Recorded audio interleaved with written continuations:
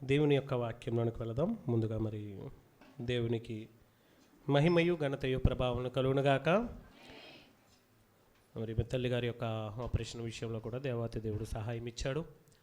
మరి నేనైతే ఆంధ్ర వెళ్ళాను. మరి పనులను బట్టి నేను వచ్చేసరికి ఆలస్యం అవుతుందని మరి ముందుగానే హాస్పిటల్లో మాట్లాడిన విధంగానే మరి జాయిన్ చేయడం జరిగింది. దేవుడు ఆపరేషన్ అంతట్లో కూడా సహాయం ఇచ్చాడు. అలాగే మరి డాక్టర్స్ కూడా మనకు అనుకూలంగా ప్రతి విషయాన్ని కూడా తెలియజేస్తూ మనం ఏం అడిగినా ఏ సమయంలో ఫోన్ చేసినా మరి ప్రతిరోజు కూడా డాక్టర్ మాట్లాడుతూ ఉండేవారు ఎలా ఉంది ఏంటని.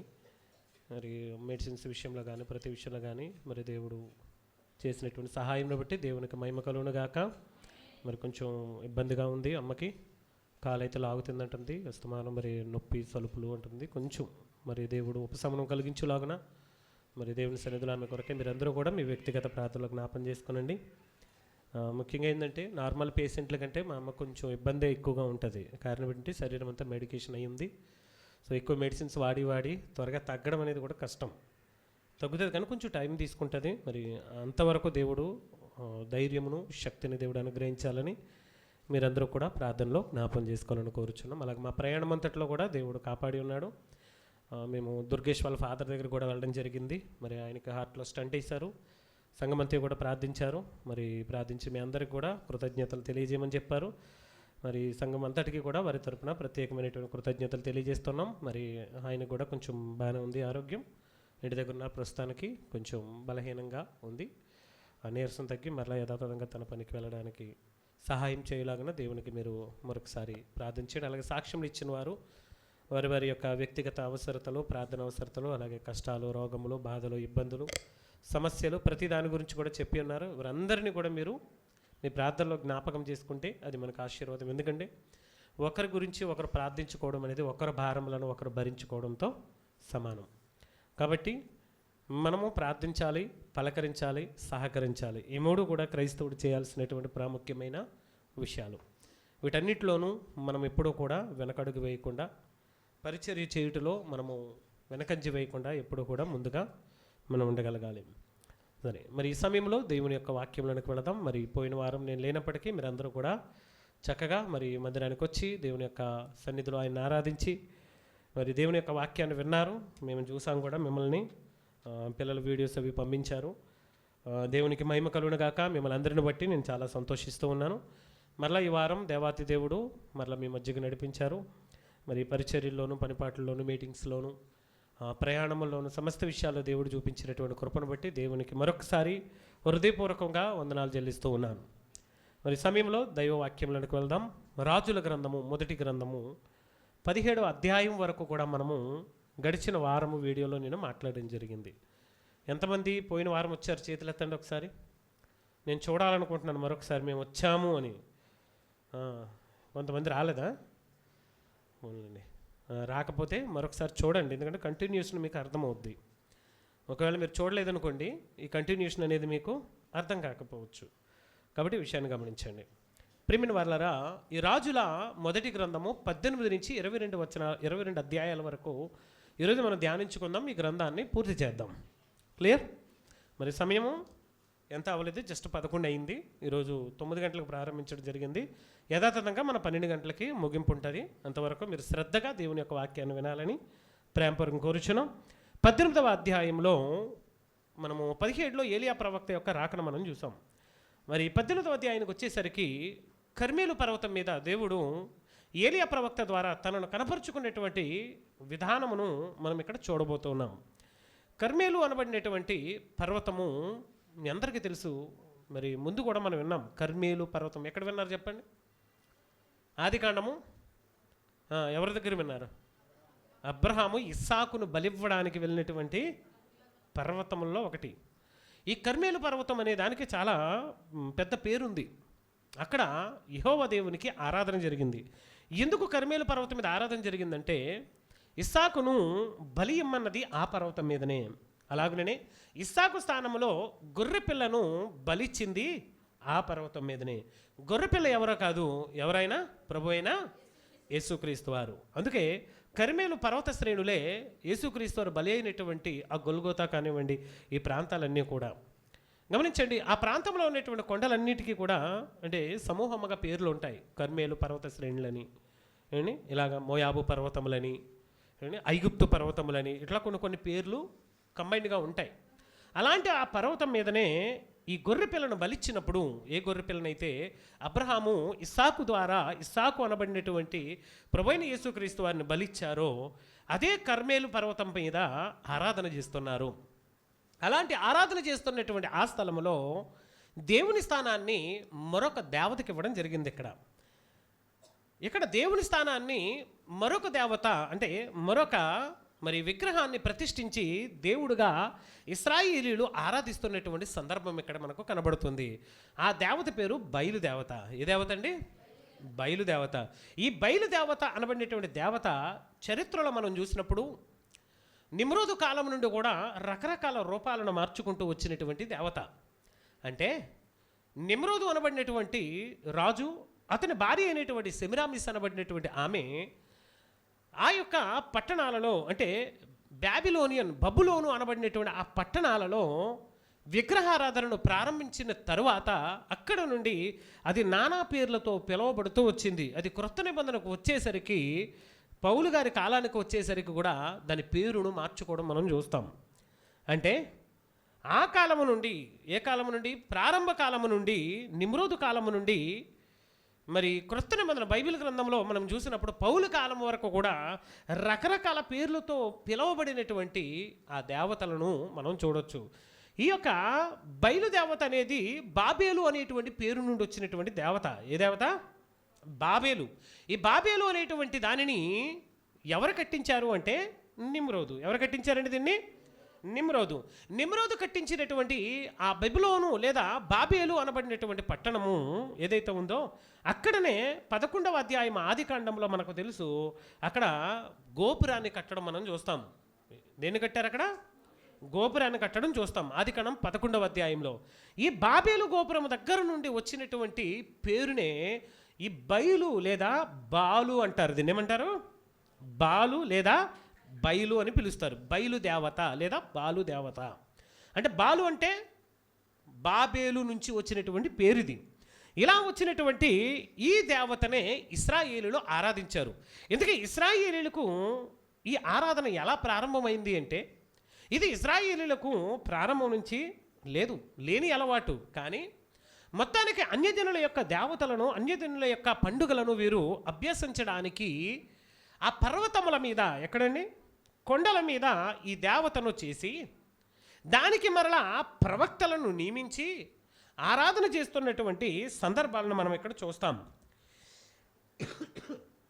ఇక్కడ 18వ వచనమందు మనం చూసినప్పుడు, అనేక దినములైన తర్వాత 3వ సంవత్సరమందు యెహోవాకు ఏలీయాకు ప్రత్యక్షమై నేను భూమి మీద వర్షము కురిపించబోతున్నాను అన్నాడు. అంటే 17వ అధ్యాయంలో మనము ఏలియా 3.5 సంవత్సరములో వర్షము కురవకుండా ఏం చేశాడు? ఆప్ చేశాడు. అంటే ఈ సంవత్సరము మంచైనను వానైనను ఈ ప్రాంతంలో కురియదు, కరువు వస్తుందని దేవుని యొక్క సేవకుడు ఆజ్ఞాపించాడు. దేవుని యొక్క సేవకుడు ఆజ్ఞాపించినటువంటి ఆజ్ఞ చొప్పున దేవుడు ఏం చేశాడండి? ఆ ప్రాంతాన్ని కరువుతో ముంచేశాడు. ఎప్పుడైతే కరువు వచ్చిందో ఆ కరువు వలన బీభత్సమైనటువంటి భయంకరమైనటువంటి ఉపద్రవాన్ని ఇశ్రాయేలీయులు ఎదుర్కొన్నారు. ఎలాంటి కరువు అంటే, ఎలాంటి భయంకరమైనటువంటి కరువు అంటే, ఆఖరికి తినడానికి ఆహారం లేక పిల్లలను కూడా వండుకొని తినేటువంటి పరిస్థితులు వచ్చాయి. అంత భయంకరమైనటువంటి కరువు సంభవించింది. కానీ ప్రియమైన వారలారా, అలాంటి కరువులో కూడా దేవుడు ఏలియా ప్రవక్తను ఏం చేశాడండి? ఆయన కాకుల ద్వారా ఏం చేశాడు? పోషించాడు. ఆ తర్వాత షారేపత్ అనేటువంటి ఊరికి పంపించి అక్కడ ఒక విధవరాలను చూపించి, విధవరాలు ద్వారా కూడా దేవుడు ఏం చేశాడు? అక్కడ పోషించాడు. అంటే ఒక విధవరాలు ద్వారా పోషించాడు, కాకుల ద్వారా పోషించాడు. అయినా సరే ఇంకా కరువు మాత్రమో పోలేదు. 3 సంవత్సరాల తర్వాత దేవుడు మరలా ప్రత్యక్షమై అంటాడు, ఇదిగో నేను భూమి మీద వర్షాన్ని కురిపించబోతున్నాను, ఇదిగో నేను చేయబోయేటువంటి కార్యములు నీకు తెలియజేస్తానని చెప్తున్నాడు. నీవు వెళ్ళి అహాబును దర్శించు అని చెప్పినప్పుడు అప్పటికే ఈ సోమ్రోను అనబడినటువంటి పట్టణం అంతా కూడా ఘోరమైనటువంటి కరువులో ఉంది. సోమ్రోను అంటే ఏదో కాదు, సమరయ. ఏంటది?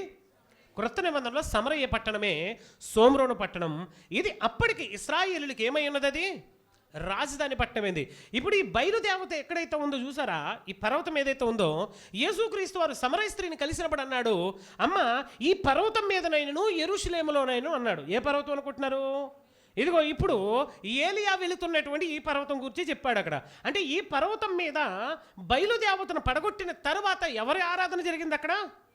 యెహోవా దేవుని యొక్క ఆరాధన జరిగింది. మనము ఈ 18వ అధ్యాయంలో మనం చూస్తాం. ఇక్కడ మీరు గమనించండి, ఎప్పుడైతే ఏలియాను పంపించాడో దేవుడు, ఆల్రెడీ అహాబు అనబడినటువంటి రాజు దగ్గర మరొక వ్యక్తి ఉంటాడు. అతని పేరు ఓబద్య. ఎవరతను? ఓబద్య. ఎవరి దగ్గర ఉన్నాడు అతను? అహాబ్ ఎవరింతకి? ఇశ్రాయేలులకు రాజు, అంటే 10 గోత్రముల వారికి రాజు. మంచోడా చెడ్డోడా అంటే అమాయకుడు. ఒక మాటలో చెప్పాలంటే ఏం చేయాలి? అమాయకుడు అని చెప్పాలి. అంటే ఏం చెబితే దానినే అండి. ఎవరైనా తోట ఇవ్వకపోతే చిన్నపిల్లలకి ఏడుతారండి. పోయి కుమిలిపోతున్నాడు, ఇంట్లోకి వెళ్ళి ఏడ్చేస్తున్నాడు. ఎవరో ఇదిగో ఇది పక్కనున్నాడు ఏడ్చినట్టు. ఏవో కుమిలిపోయి ఏడ్చేస్తున్నాడు. ఏంటంటే నాకు ఇవ్వలేదు, నాకు చాక్లెట్ ఇవ్వలేదు అన్నట్టు. అంటే అమాయకుడు అంటారా, గడుచాడు అంటారా? అమాయకుడే. ఎందుకు అమాయకుడు చెప్తాను చూడండి. అమాయకుడే చెప్పుడు మాటలు వినడం వలన తన జీవితాన్ని ఏం చేసుకున్నాడు? నాశనం చేసుకున్నాడు. కానీ అహాబు యొక్క జీవితాన్ని మీరు చూస్తే ప్రియమైన వాళ్ళరా, అహాబు తనంతట తాను చేసినటువంటి చెడ్డ కార్యాలు ఏవి కనబడవు, కానీ చేపించినటువంటి కార్యముల ద్వారా అహాబు ఏమైపోయాడండి? భ్రష్టుడైపోయాడు అని రాయబడింది. దేవునికి స్తోత్రం కలుగునుగాక. గమనించండి, అలాంటి భ్రష్టుడు దుష్టుడైనటువంటి రాజు దగ్గర, రాణి దగ్గర నమ్మకమైనటువంటి సేవకుడు ఒక ఆయన ఉన్నాడు. ఆయన పేరేం పేరు? ఓబద్య. మీకేమర్థమైంది? అసలు ఓబద్య అనబడినటువంటి వ్యక్తి అహాబు అనబడినటువంటి వ్యక్తి దగ్గర ఉండగలిగాడు అంటే చూడండి, అవిశ్వాసములను కూడా నువ్వు విశ్వాసముగా ఉండగలగాలి. అపాయములు ఉన్న చోట కూడా నువ్వు విశ్వాసముతో, అపనమ్మిక ఉన్న చోట కూడా నువ్వు విశ్వాసంతో ఉండాలి అనడానికి ఓబద్య ఒక మంచి సూచన అయి ఉన్నాడు. దేవునికి స్తోత్రం కలుగునుగాక. అంటే దుష్ట వాతావరణంలో కూడా దేవునికి నమ్మకంగా ఉండొచ్చని ఇతడు ఏం చేస్తున్నాడు? మనకు తెలియజేస్తున్నటువంటి సందర్భంగా మనము చూస్తాం. ఇక మరలా కిందకు వచ్చేస్తే ప్రియమైన వారలారా, ఈ 17వ వచనానికి మనం వచ్చినప్పుడు, అహాబు ఏలియాను చూసి, ఇశ్రాయేలు వారిని శ్రమపెట్టువాడు నీవే కావా అని అతనితో అనగా, నేను కాను. ఎప్పుడైతే ఏలియా వెళ్ళి అహాబును కలుసుకున్నాడో, అహాబుతో చెబుతాడో, అహాబుతో మాట్లాడినప్పుడు అహాబు ఏలియాను చూడగానంటాడు, మాకు కరువు రప్పించి మమ్మల్ని శ్రమ పెట్టిన వాడు నువ్వే కదా. ఏమంటున్నాడు? అహాబు అంటున్నాడు, మమ్మల్ని శ్రమ పెట్టువాడవు నువ్వే కదా, మమ్మల్ని కరువుకు అప్పగించిన వాడవు నువ్వే కదా, మమ్మల్ని శపించిన వాడవు నీవే కదా అంటే అప్పుడు ఏలియా అంటాడు, నేను కాదు. ఏమంటున్నాడు? నేను కాదు. ఎవరు మరి? యెహోవా ఆజ్ఞలను గైకొనక బయలు దేవతను అనుసరించు నీవును నీ తండ్రి ఇంటి వారును ఇశ్రాయేలు వారిని శ్రమ పెట్టు వారై. ఎవరు శ్రమ పెట్టారు? ఇశ్రాయేలీలను ఎవరు శ్రమ పెట్టారు? ఎవరు శ్రమలకు అప్పగించారంటే నువ్వు కాదా అహాబు? నీ ఇంటి వారు కదా, నీ తండ్రి ఇంటి వారు కదా. గమనించండి, మనము చూపించే అవిధేయత మన కుటుంబం మీదకు వస్తుంది. మనం చూపించేటువంటి అవిధేయత మన ప్రజల మీదకు వస్తుంది. మనం నడుచుకునేటువంటి నడవడిక మన పిల్లల మీదకి అది శాపంగా వస్తుంది. ఇశ్రాయేలులు 10 గోత్రముల వారు ఎవరిని బట్టి శాపాన్ని అనుభవించారు? అహాబు యొక్క కుటుంబం వారిని బట్టి, అహాబుని బట్టి. అహాబు నీవే అంటే అహాబు ఒక్కడని కాదు, అహాబు యావత్ కుటుంబం మొత్తాన్ని గూర్చి అక్కడ ఏలియా ప్రవక్త చెబుతున్నటువంటి మాటగా మనం చూస్తాం. నిజంగా చెప్పండి, ఏలియా ప్రవక్త ఆజ్ఞాపించినట్లుగా దేవుడు చేయడానికి ఏలియా యొక్క భక్తి ఏంటి చెప్పండి? ఏలియా యొక్క గొప్ప కార్యాలు ఏంటి చెప్పండి? పాత నిబంధనలో ఏలియా లాంటి ప్రవక్తను మనం చూడలేమండి. ఎందుకంటే యేసుక్రీస్తు వారు చేసినటువంటి అద్భుతాలు లాంటి అద్భుతాలు చేసినటువంటి ప్రవక్త ఎవరో? ఏలియా. చచ్చిపోయిన వారిని సైతము లేపేశాడు. అంటే తెలుసా, చనిపోయిన వారిని బ్రతికించాడు. పాత నిబంధనలో మనం ఎవరైనా చూడం, ఆఖరి మోషేను కూడా చూడం మనం కదంటారా. మోషే కూడా చనిపోయిన వారి విషయంలో ఎప్పుడైనా లేపడం మనం చూస్తాం. అంటే ఒక్కొక్కరిది ఒక్కొక్క రకమైన పరిచర్య. ఆయనకున్న అద్భుత కార్యాలు నాకు ఉండాలి, నేను చేసే అద్భుత కార్యాలు అవతల వాళ్ళు కూడా చేయాలి, అప్పుడే నమ్ముతానని అనుకోకండి. ఎప్పుడు కూడా ఎవరి అద్భుతాలు వాళ్ళవే, ఎవరి యొక్క పరిచర్యలు వారివే. గమనించండి, అందుకే నానా విధములైన పరిచర్యలు కలవన్నాడు. నానా విధములైనటువంటి పరిచర్యల్లో ప్రవక్తలు ఉంటారు, అద్భుతములు చేయవారు ఉంటారు, స్వస్థత కార్యాలు చేయవారు ఉంటారు, ఉపకారం చేసేవారు ఉంటారు, అంటే సంఘంలో ఉపకారం చేసేవారు ఉంటారు, కాపరులు ఉంటారు, ఉపదేశకులు ఉంటారు. రకరకాలైనటువంటి పరిచర్యలు, సుమారుగా 20 రకాల పరిచర్యలను దేవుడు సంఘానికి అనుగ్రహించాడు. సంఘం లోపల జరగాల్సిన పరిచర్యలు ఉన్నాయి, సంఘము ద్వారా బయట జరగాల్సినటువంటి పరిచర్యలు కూడా ఉన్నాయి. అందులో మనము ఏలియా యొక్క పరిచర్యను ఈ విధంగా చూడాలి. దేవునికి స్తోత్రం కలుగునుగాక. అప్పుడు ఏలియా ఇచ్చినటువంటి సమాధానాన్ని బట్టి అహాబుకు బాధ కలుగుతుంది, అహాబుకు కోపం వస్తుంది. ఏంటండి, చాలామంది చూడండి, మనం తప్పు చేసి మనం అపరాధం చేసి పక్కోళ్ళ మీదకి నెట్టేస్తూ ఉంటాం కొన్నిసార్లు తప్పించుకుని. అహాబు కూడా ఏం చేశాడండి, తప్పు చేసింది వాడు, అతని యొక్క కుటుంబము, కానీ ఎవరి మీదకి నెట్టేస్తున్నాడండి, ప్రవక్తల మీదకి నెట్టేస్తున్నాడు. ప్రవక్త మీదకి నెట్టేసి నువ్వే చేసావు. మనం కూడా అంతే కదండి, నీ వల్ల జరిగింది. భార్య అంటే భర్తను, భర్త అంటే భార్యను, వాళ్ళిద్దరు అనుకుంటే పిల్లల్ని, మీ వల్ల జరిగిందని అనేక మార్లు మనం ఏం చేస్తుంటాము, మనల్ని మనమే ఏం చేసుకుంటామంటే నిందించుకుంటూ ఉంటాం. కానీ అపాయం ఎందుకు వచ్చిందో మనం గమనించాలి. మీ అందరికీ తెలుసు, యోనా అనబడినటువంటి భక్తుడు అపాయం వచ్చినప్పుడు యోనా అంటాడు, ఇంత గొప్ప తుఫాను రావడానికి కారణం ఎవరో ఒప్పుకున్నాడా? ఒప్పుకునేటువంటి మంచి మనసు ఉండాలి. దేవునికి స్తోత్రం కలుగునుగాక. నీకేదైనా సంభవించడం, నీ కుటుంబంలో ఏదైనా జరిగినప్పుడు దీనికి గల కారణం ఏంటి? ఏదీ లేకుండా దేవుడు దేనిని ఊరకనే ఆజ్ఞాపించడు, దేవుడు దేనిని కూడా ఊరకనే రప్పించడు. మనము సంసిద్ధమై ఉన్నామో లేదో, మనము ఎలాగున్నామో మనం పరిశీలన చేయాల్సిన వారమై ఉన్నాము. ఇప్పుడు మనము 19వ వచనం నుంచి మనం చూద్దాం ప్రియమైన వారలారా. అయితే ఇప్పుడు నీవు ఇశ్రాయేలు వారిని అందరినీ యెజెబెలు పోషించుచున్న బయలుదేవత ప్రవక్తలు 450 మందిని, ఆషేరాదేవి ప్రవక్తలైన 400 మందిని నా యొద్దకు కర్మేలు పర్వతం నాకు పిలువమని చెప్పాను. మొత్తం ఎంతమంది? 950. ఎంతమంది అండి? బయలుదేవతకు మొక్కేటువంటి ప్రవక్తలు ఎంతమంది? ఇప్పుడు యెహోవా దేవునికి ప్రవక్తలు ఎంతమంది ఉన్నారు చెప్పండి? ఎంతమంది ఉన్నారు? ఏలియా ఒక్కడే కనబడుతున్నాడు అక్కడ. యాక్టివ్గా ఉన్నటువంటి వ్యక్తి ఎంతమంది ఉన్నారు? ఒక్కడే. కానీ బయలు కోసం ఎంతమంది ప్రవక్తలు నియమించింది చెప్పండి? 450 మంది. ఆషేరా దేవతకి ఎంతమంది నియమించింది అంటే మొత్తం 900 మంది. ఈ 950 మందిని అంటాడు, ఎక్కడికి? 450 మంది, 850 మంది. ఈ 850 మందిని ఎక్కడ రమ్మంటున్నాడండి? కర్మేలు పర్వతానికి రండి, తేల్చుకుందాం. అక్కడ నిజంగానే ఏం జరిగిందో చూపిస్తాను నేను. మీరు చేసిన అపరాధంలో, మీరు చేసినటువంటి తప్పులు, మీరు చేసినటువంటి ఈ అపరాధ కార్యములను బట్టే ఈ దోషం జరిగిందని చెప్పినా ఒప్పుకోవడం లేదు. అందుకే రండి అక్కడికి. నిజంగానే ఈ కీడు తీసేయడానికి, నిజంగానే ఈ శ్రమను తీసేయడానికి మనము ప్రార్థన చేద్దాం పదండి అన్నాడు. అంటే నార్మల్గానే పిలిచాడండి. నార్మల్గానే పిలిచి కర్మేలు పర్వతానికి వచ్చిన తర్వాత అక్కడ ఒక ప్రధానమైనటువంటి ప్రశ్న ఉంటుందండి. ఇప్పుడు ప్రవక్తలు వస్తే ఎవరు వస్తారో? ప్రజలు కూడా. అక్కడికి ఆరాధన జరిగే చోటుకి ఎవరెవరు వస్తారండి? ప్రవక్తలతో పాటుగా ప్రజలు వస్తారు, రాజు వచ్చారు, రాణి వచ్చారు, అందరూ వచ్చారు. అందరూ వచ్చిన తర్వాత ఆయన అంటాడు, ఒకే ఒక ప్రశ్న అక్కడ మొదలైంది. ఎన్నాళ్ల మట్టుకు మీరు 2 తలంపుల మధ్య? అయితే బయలుదేవత అయితే బయలునే అనుసరించండి, లేదా యెహోవా దేవుడైతే ఇప్పుడు 2 తలంపుల మధ్య. ఏంటి, మనలో కూడా చాలామంది నా వాటర్ బాటిల్ ఉన్నదా? 2 తలంపుల మధ్య మసలేవారు చాలామంది ఉంటారు. ఉన్నారా? ఒక్కొక్కసారి లోకమా దేవుడా? చాలా పనులు ఉంటాయి మనకి. ఎన్ని పనులు ఉంటాయండి? ఎన్ని పనులు ఉంటాయంటే మామూలు పనులు కాదు. అది కూడా ఎప్పుడు కరెక్ట్గా ప్రార్థన స్టార్ట్ అవుద్ది అనేసరికి బయలుదేరుతాం కదా. అదేనా? ఎన్ని పనులు అండి? సరిగ్గా ప్రార్థన ప్రారంభం అవుతుంది అనేసరికి పని మొదలవుద్ది మనకి. అప్పటి వరకు ఖాళీ కూర్చొని ఏ ఫోన్ స్క్రోల్ చేస్తున్నామో తెలియదు, ఏ టీవీ చూస్తామో తెలియదు. కానీ సాయంకాలం అయ్యేసరికి గుర్తొచ్చేది, అయ్యే బాబు పని ఉండిపోయింది. ఎందుకు?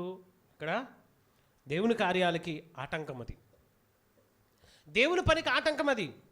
లోకాన్ని చూస్తాము, దేవుణ్ణి చూస్తాము. లోకము వదలము, దేవుణ్ణి వదలము. దేవుని కార్యాలకు ఇవ్వవలసినటువంటి సమయంలో లోక సంబంధమైనటువంటి కార్యాలకు వదిలేస్తాం మనం ఆ సమయాన్ని. కానీ దేవుని సమయాన్ని దొంగిలించిన తర్వాత మరలా ఆ దేవుని సమయం తిరిగి రాదన్న సంగతిని మనము గుర్తుపెట్టుకోము. 2 తలంపులు. ఎన్ని తలంపులు? ఎంతకాలం మీరు 2 తలంపుల మధ్య కొట్టుమిట్టాడుతారు? యెహోవా దేవుడైతే ఆయనను ఆరాధించండి, బయలుదేవత అయితే బయలుదేవుడైతే బయలును ఆరాధించండి. ఈరోజు లెక్క తేల్చుకుందాం రండి అని అక్కడ ఒక సవాలును విసిరినట్లుగా మనం చూస్తాం. 25వ వచనం నుంచి మనం చూస్తే సవాలును విసిరి, ఇదిగో బయలుదేవత అయితే ఒక సవాలు, యెహోవా దేవుడైతే ఒక సవాలు. ఒక సవాలు విసురుకుందాం మనం. మీకు నాకు మధ్య ఒక సవాలు. ఏంటి ఆ సవాలు? ఇక్కడ దహన బలిని అర్పిందాం మనం. ఏమర్పించాలి? దహన బలి. ఈ దహన బలిని స్వీకరించేటువంటి దేవుడే నిజమైనటువంటి దేవుడు. అయితే ఈ దహన బలి అర్పించడానికి కండిషన్స్ కొన్ని ఉన్నాయి.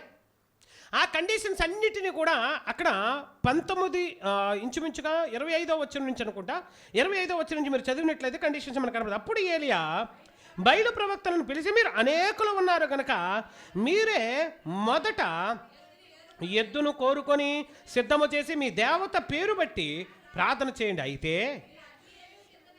మీరు అగ్ని ఏమీ కూడా క్రింద వేయవద్దని చెప్పగా, వారు తమకి ఇవ్వవలసినటువంటి ఎద్దును తీసుకొని సిద్ధము చేసి ఉదయం మొదలుకొని సాయంకాలం మధ్యాహ్నం వరకు బయలా ఏమైనా ప్రార్థన చేస్తున్నారు? బయలా మా ప్రార్థన వినమని బయలు పేరును బట్టి ప్రార్థన చేసిరు. ఎలా చేస్తారో తెలుసా? అప్పుడప్పుడు మనం కొన్ని సినిమాల్లో చూస్తూ ఉంటాం, జాతరలు జరుగుతుంటాయి, గమనించారా అండి? కొరడాలతో కొట్టుకోవడము, బట్టలు ఇప్పుకోవడము, మొత్తం ఒళ్ళల్లా చీల్చేసుకోవడం, కత్తులతో కోసేసుకోవడం, రక్తాన్ని చిమ్మేయడం. మ్యాటర్ ఏంటి చెప్పండి? ఎగ్జాక్ట్లీ ఈ బయలు ఆరాధన అక్కడ కనబడుతుంది. అందుకే చాలామంది జాతరలకు వెళ్ళడం ఎంత ఇష్టం అంటే, ఆంధ్రాలో ఎక్కడో జాతర జరిగితే పోలారం జాతర తెగిలిపోతుంటారండి బాబు. మనోళ్ళు కూడా సిగ్గులేదు ముఖాలకి ఒక్కొక్కరికి కదా. అయినా అనేక మంది మన సంఘస్థులు వెళ్ళరులేండి, మంచోళ్ళు కదా. బయట వాళ్ళు తిడుతున్నాం, మనల్ని తిడుతున్నాం వెళ్ళే వాళ్ళకి కదా. ఎక్కడికి వెళ్తున్నారంటే ఆంధ్ర వెళ్తున్నాం. అసలు సంగతి ఏంటి? జాతర ఏంటి 4 రోజులు 5 రోజులు వారం రోజులు జరుగుతుందట. ఆ జాతరలో ఎంజాయ్ చేయడానికి వెళ్తున్నారు. అక్కడ జరిగేనివే పందులను, కుక్కలను, ఏంటి ఆ చెత్త చెదారాన్ని ఏం చేస్తారు అక్కడ? అది క్రైస్తవులకు తగునా? చెప్పండి. మనం అసలు వెళ్ళాల్సిందేనా? 2 మనసుల మధ్య కొట్టుమిట్టాడుతున్నారు చూడండి. ఇక్కడ వారు అన్యజనులు, వారి దేవీ దేవతలు వారు పూజించుకుంటారు. అది వాటితో మనకు సంబంధం ఏముంది? వాటితో మనకు సాన్నిధ్యం ఏముంది? సేమ్ టు సేమ్ ఇశ్రాయేల్ జనాంగం ఎలాగైతే ఉన్న 10 గోత్రాల వారు ఈరోజు అలాగే ఉండిపోయారండి. నేను చూస్తానండి, ఒకరోజు ఆ జాతర టైంలో ఊరికి వెళ్ళాము. ఎందుకంటే జాతర కోసం కాదు కానీ తెలిసిన వాళ్ళు ఉంటే వెళ్ళాము. అప్పుడు మీరు నమ్మరు, ఆ సైడ్ నుండి కేరింతలు కొట్టేవాళ్ళు అందరూ క్రైస్తవులే. నిజం, నా కళ్ళారా చూశాను. ఇంచుమించుకు ఒక 7 years 8 years అవుద్ది అనుకుంటా, 8 సంవత్సరాలు అవుద్ది. అందరూ అన్యజనులేనండి, క్రైస్తవులేనండి. అన్యజనులు తక్కువ.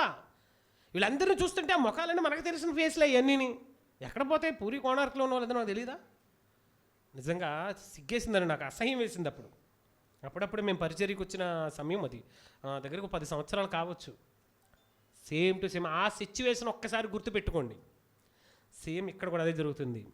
బయలా దేవత రా, వచ్చి మా ప్రార్థన ఆలకించు, మా దహన బలిని స్వీకరించని కొరడాలతో కొట్టుకుంటున్నారట, ఒళ్ళంతా చీల్చుకుంటున్నారట, కోసేసుకుంటున్నారట, రక్తం బలిస్తున్నారట. కానీ మాటైనను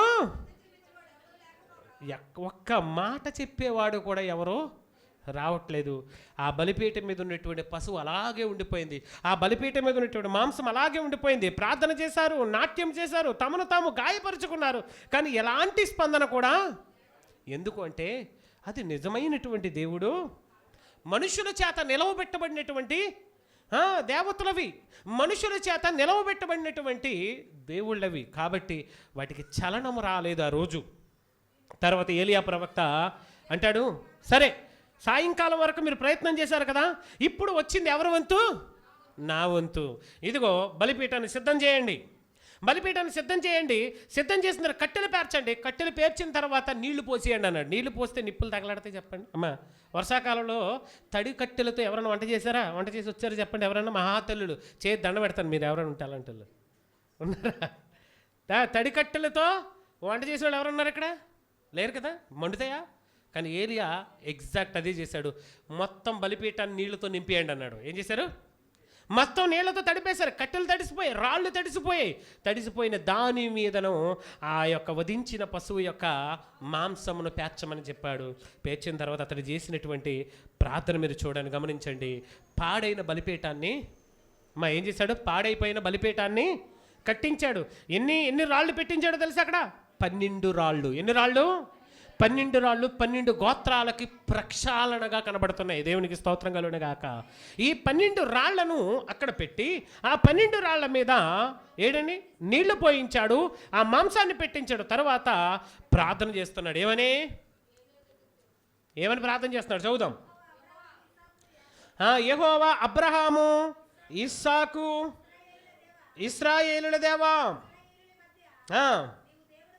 నీవు దేవుడివై ఉన్నావని, నేను నీ సేవకుడినై ఉన్నాననియు, నీ సెలవు చేత చేసి తిననియు ఈ దినమున కనపరచుము. ఇదిగో ఈ కరువు రావడానికి 3.5 సంవత్సరాలు నీ సెలవు చేత చేశాను. అంత మాత్రం కాదు, ఇక్కడ నేను ఛాలెంజ్ చేస్తున్నాను, నీ బట్టే, నీ ధైర్యం బట్టే అని నిన్ను నువ్వేం చేసుకోవాలి, ఈరోజు కనపరుచుకొనుము అని. యెహోవా నా ప్రార్థన ఆలకించుము, యెహోవైన నీవే దేవుడివై ఉన్నావని, నీవు వారి హృదయములను నీ తట్టుకు తిరగజేయుదువనియో ఈ జనులకు తెలియనట్లుగా నా ప్రార్థన అంగీకరించమని ఇలాగూ ప్రార్థన చేసుకుండగా అగ్ని ఎక్కడి నుంచి వచ్చింది? పరలోకం నుండి, పై నుండి అగ్ని దిగి వచ్చి ఆ దహన బలి పశువును, కట్టెలను, నీటిని మొత్తము ఆరిపోజేసి బూడిద కింద ఒలికిపోయింది. ప్రజలందరూ చూస్తుండగానే దేవుని యొక్క అగ్ని దిగి వచ్చి ఆ అగ్నిలో నుండి ఆ బలిపీఠం మీద ఉంచబడినటువంటి ఆ పశువును, కట్టెలను, నీళ్లను కూడా ఆరిపోజేసినట్లుగా మనం చూస్తాం. ఇక్కడ వెంటనే అక్కడ ఏం కనబడుతుందండి? ప్రజల స్పందన, యెహోవాయే యెహోవాయే దేవుడని కేకలు వేశారు అక్కడ. అంటే అప్పటి వరకు రాజు యొక్క మాటను విని, రాణి యొక్క మాటను విని అన్య దేవతల వైపు ఉన్నటువంటి వారందరూ కూడా యెహోవాయే దేవుడని కేకలు వేసినట్లుగా మనం చూస్తున్నాం. దేవునికి స్తోత్రం కలుగునుగాక. ఏంటి అలాంటి పరిస్థితుల్లో అక్కడ జరిగినటువంటి కొన్ని కార్యములను గురించి మనం చూస్తాం. చూడండి, కిందకి చదవండి, 40 వచనం. అప్పుడు ఏలియా ఒక్కడినైనను తప్పించుకొని పోనీయక బయలు ప్రవక్తలను పట్టుకొనిడని వారికి సెలవీయగా జనులు వారిని పట్టుకొనిరి. ఏలియా కీషోను వాగు దగ్గరకు వారిని కొనిపోయి అక్కడ వారిని ఏం చేశాడండి? ఎంతమంది? 450 మందిని. ఎంతమందిని వధించాడు? బయలుదేవతల మరి ప్రవక్తలను మాత్రమే తీసుకొని పోయాడు. ఎందుకంటే అక్కడ జరిగిన ప్రక్రియ ఎవరిదే? ఎవడు తప్పించుకోకూడదు. ఆ 450 మందిని ఏం చేశాడండి? తీసుకొని వెళ్ళి వాగు దగ్గర వధించాడు. వధించడం అని తెలుసా? నరికి పాడేశాడు. ఎవరో? ప్రవక్త. అంటే ఎంత పౌరుషం దేవుని కోసం చూడండి. నిజంగా కొన్నిసార్లు బైబిల్ గ్రంథంలో మనం చదువుతున్నప్పుడు ఏలియా లాంటి ప్రవక్తను మనం చూడం. యేసుక్రీస్తు వారు కూడా అంటారు, ఈ ఏలియా ఆత్మయు పౌరుషమును కలిగి వచ్చుచున్నటువంటి ప్రవక్తను మనము బాప్తిస్మిచ్చి యోహానును చూపించినట్లు మన గ్రంథంలో చూస్తాం. అంటే ఏలియా యొక్క ఆత్మ, ఏలియా యొక్క పౌరుషాన్ని కలిగి ఎలాగైతే రాజు చేసిన తప్పును వెళ్ళి చెప్పాడో అలాగుననే ఈ బాప్తిస్మిచ్చి యోహాను కూడా రాజు చేసినటువంటి తప్పిదాన్ని ఏం చేశాడంటే పోయి నువ్వు చేసింది తప్పు అని డైరెక్ట్గా చెప్పాడు. ఆఖరికి అతను బంధించి శిరస్సును ఖండించారు.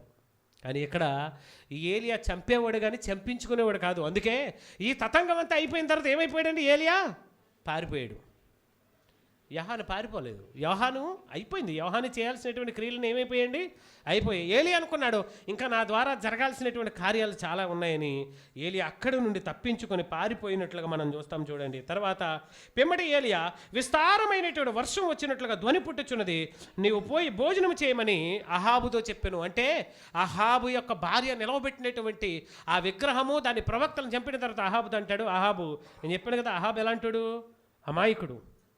అంటే నువ్వు పోయి భోజనం చేయి, వర్షం వచ్చేలా ఉందంటాడు. ఎన్ని సంవత్సరాల తర్వాత? యాకోబు రాసిన పత్రికలో ఉంటుంది మాట. ఏలియా మన వంటి స్వభావం కలిగిన మనుష్యుడే, కానీ అతడు వర్షింపకుండానట్లు ప్రార్థన చేయగా దేవుడు 3.5 సంవత్సరములు వర్షము రాకుండా ఏం చేశాడట? ఆపివేసిన రాయబడింది. అంటే నువ్వు ప్రార్థన చేస్తే నీ పక్షాన ఉన్న దేవుడు నీ కొరకు ఏదైనా చేయగలడనడానికి ఒక బెస్ట్ ఎగ్జాంపుల్గా మనం చూస్తాం. చూడండి, ఆ తర్వాత అహాబు భోజనం చేయబోయెను కానీ ఏలియా కర్మేలు పర్వతం మీదకు పోయి నేల మీద పడి ముఖము మోకాళ్ళ మధ్య ఉంచుకొనెను. తర్వాత అతడు తన దాసులను పిలిచి, ముఖం మోకాళ్ళ మధ్య ఉంచుకోవడం అంటే చెప్పండి ఒకసారి. మోకాళ్ళు వేసి ముఖాన్ని తీసుకొచ్చి 2 కాళ్ళ మధ్య పెట్టుకొని ప్రార్థన చేస్తున్నాడు. అంటే ఇంకా ఇట్లాగా నేల మీద పెట్టేసాడు అనమాట. ఇంకా తల నేల మీద పెట్టేసి 2 కాళ్ళ మధ్య, బహుశా పొడుగు కాళ్ళు అనుకుంటాను, ఏలియా కాళ్ళు. అంతే కదండి, నార్మల్గా మనం అయితే పెట్టలేము. కానీ పొడుగు కాళ్ళు అప్పుడప్పుడు చూడండి, ఇలా కూర్చుండి చాలు ఈ కాళ్ళు 2 ఇక్కడికి వచ్చేస్తే ఇలాగా కదా. అంటే అట్లా ముఖం మీదకి వచ్చేసాయి అనమాట కాళ్ళు. ఆ కాళ్ళ మధ్య ముఖం పెట్టుకొని ప్రార్థన చేస్తున్నప్పుడు అంటాడు, నేను ముఖమును మాత్రం పైకి తేల్చను, నేను అడిగిన దానికి మాత్రం నువ్వేం చేయి, సమాధానం చెప్పు అన్నాడు. అలా సముద్రం వైపు చూడు, మేఘం ఏమైనా కనబడుతుందా? అప్పుడు అంటాడు, లేదయ్యా కనబడటం రెండవసారి మరలా ప్రార్థన చేసి మరలా అంటాడు, ఇదిగో మేఘం ఏమైనా కనబడుతుందా చూడు. ఆయన అంటాడు, లేదు, కనబడటం లేదు. మూడవసారి ప్రార్థన చేస్తాడు, నాలుగవసారి, ఐదవసారి, ఆరవసారి, ఏడవసారి ప్రార్థన చేసిన తర్వాత అంటాడు, మేఘం ఏమైనా కనబడుతుందా అని అడిగినప్పుడు అంటాడు, అరిచేయంత మేఘం. అరిచే అంటే ఒక చిన్న మేఘం ఆ సముద్రం మీద నుంచి పైకి రావడం నేను చూస్తున్నానంటే, పద వర్షం వచ్చేద్దంటే మనం అనుకుంటాం, చెడి అరిచేయంత మేఘానికి వర్షం వచ్చేద్దా?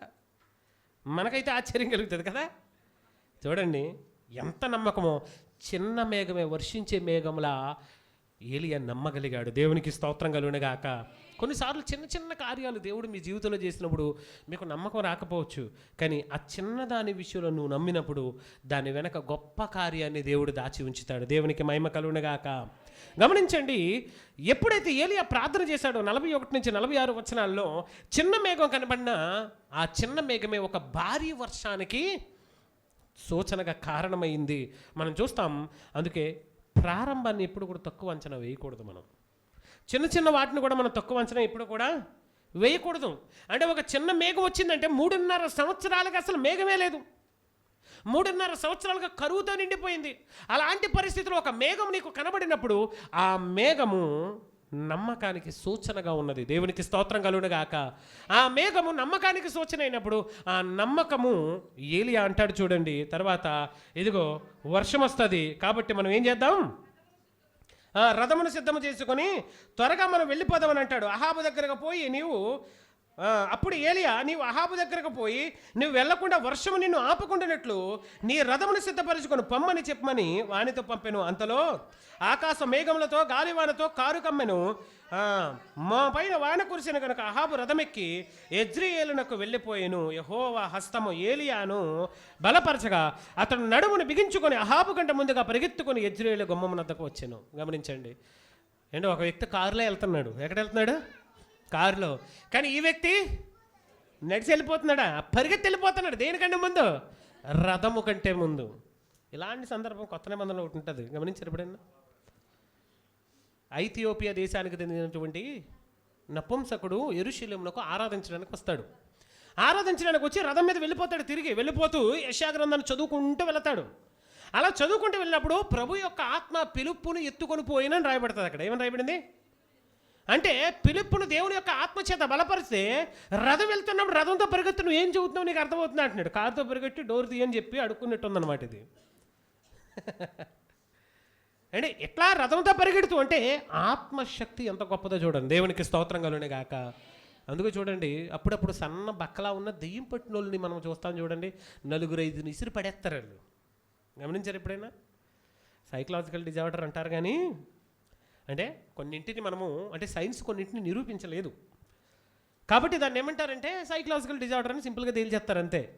సైన్స్ దగ్గర ఆన్సర్ లేనిటువంటివి చాలా ఉంటాయి. వాటిని సూపర్ న్యాచురల్ ఈవెంట్స్ అంటారు, సూపర్ పవర్స్ అంటారు వాటిని. అలాంటి సమయంలో వారికి వచ్చేటువంటి శక్తి ఏదైతే ఉందో ఆ శక్తి 4 విస్తృత మామూలు టైంలోనండి ఓ చిన్న బకెట్ మోయలేరు వాళ్ళు. గమనించారా? మంచం మీద ఉన్నటువంటి వ్యక్తి సడన్గా పామనండి టపక్కని లేచేస్తారు. ఏమైంది? లేవలేని వాళ్ళే. అప్పటి వరకు ప్రశాంతంగా ఉండేటువంటి మనిషి ఏం చేస్తారండి, వెంటనే చూడగానే ప్రాణాన్ని రక్షించుకొని టప్పని లేసేస్తారు. అంటే ఏమైంది అక్కడ?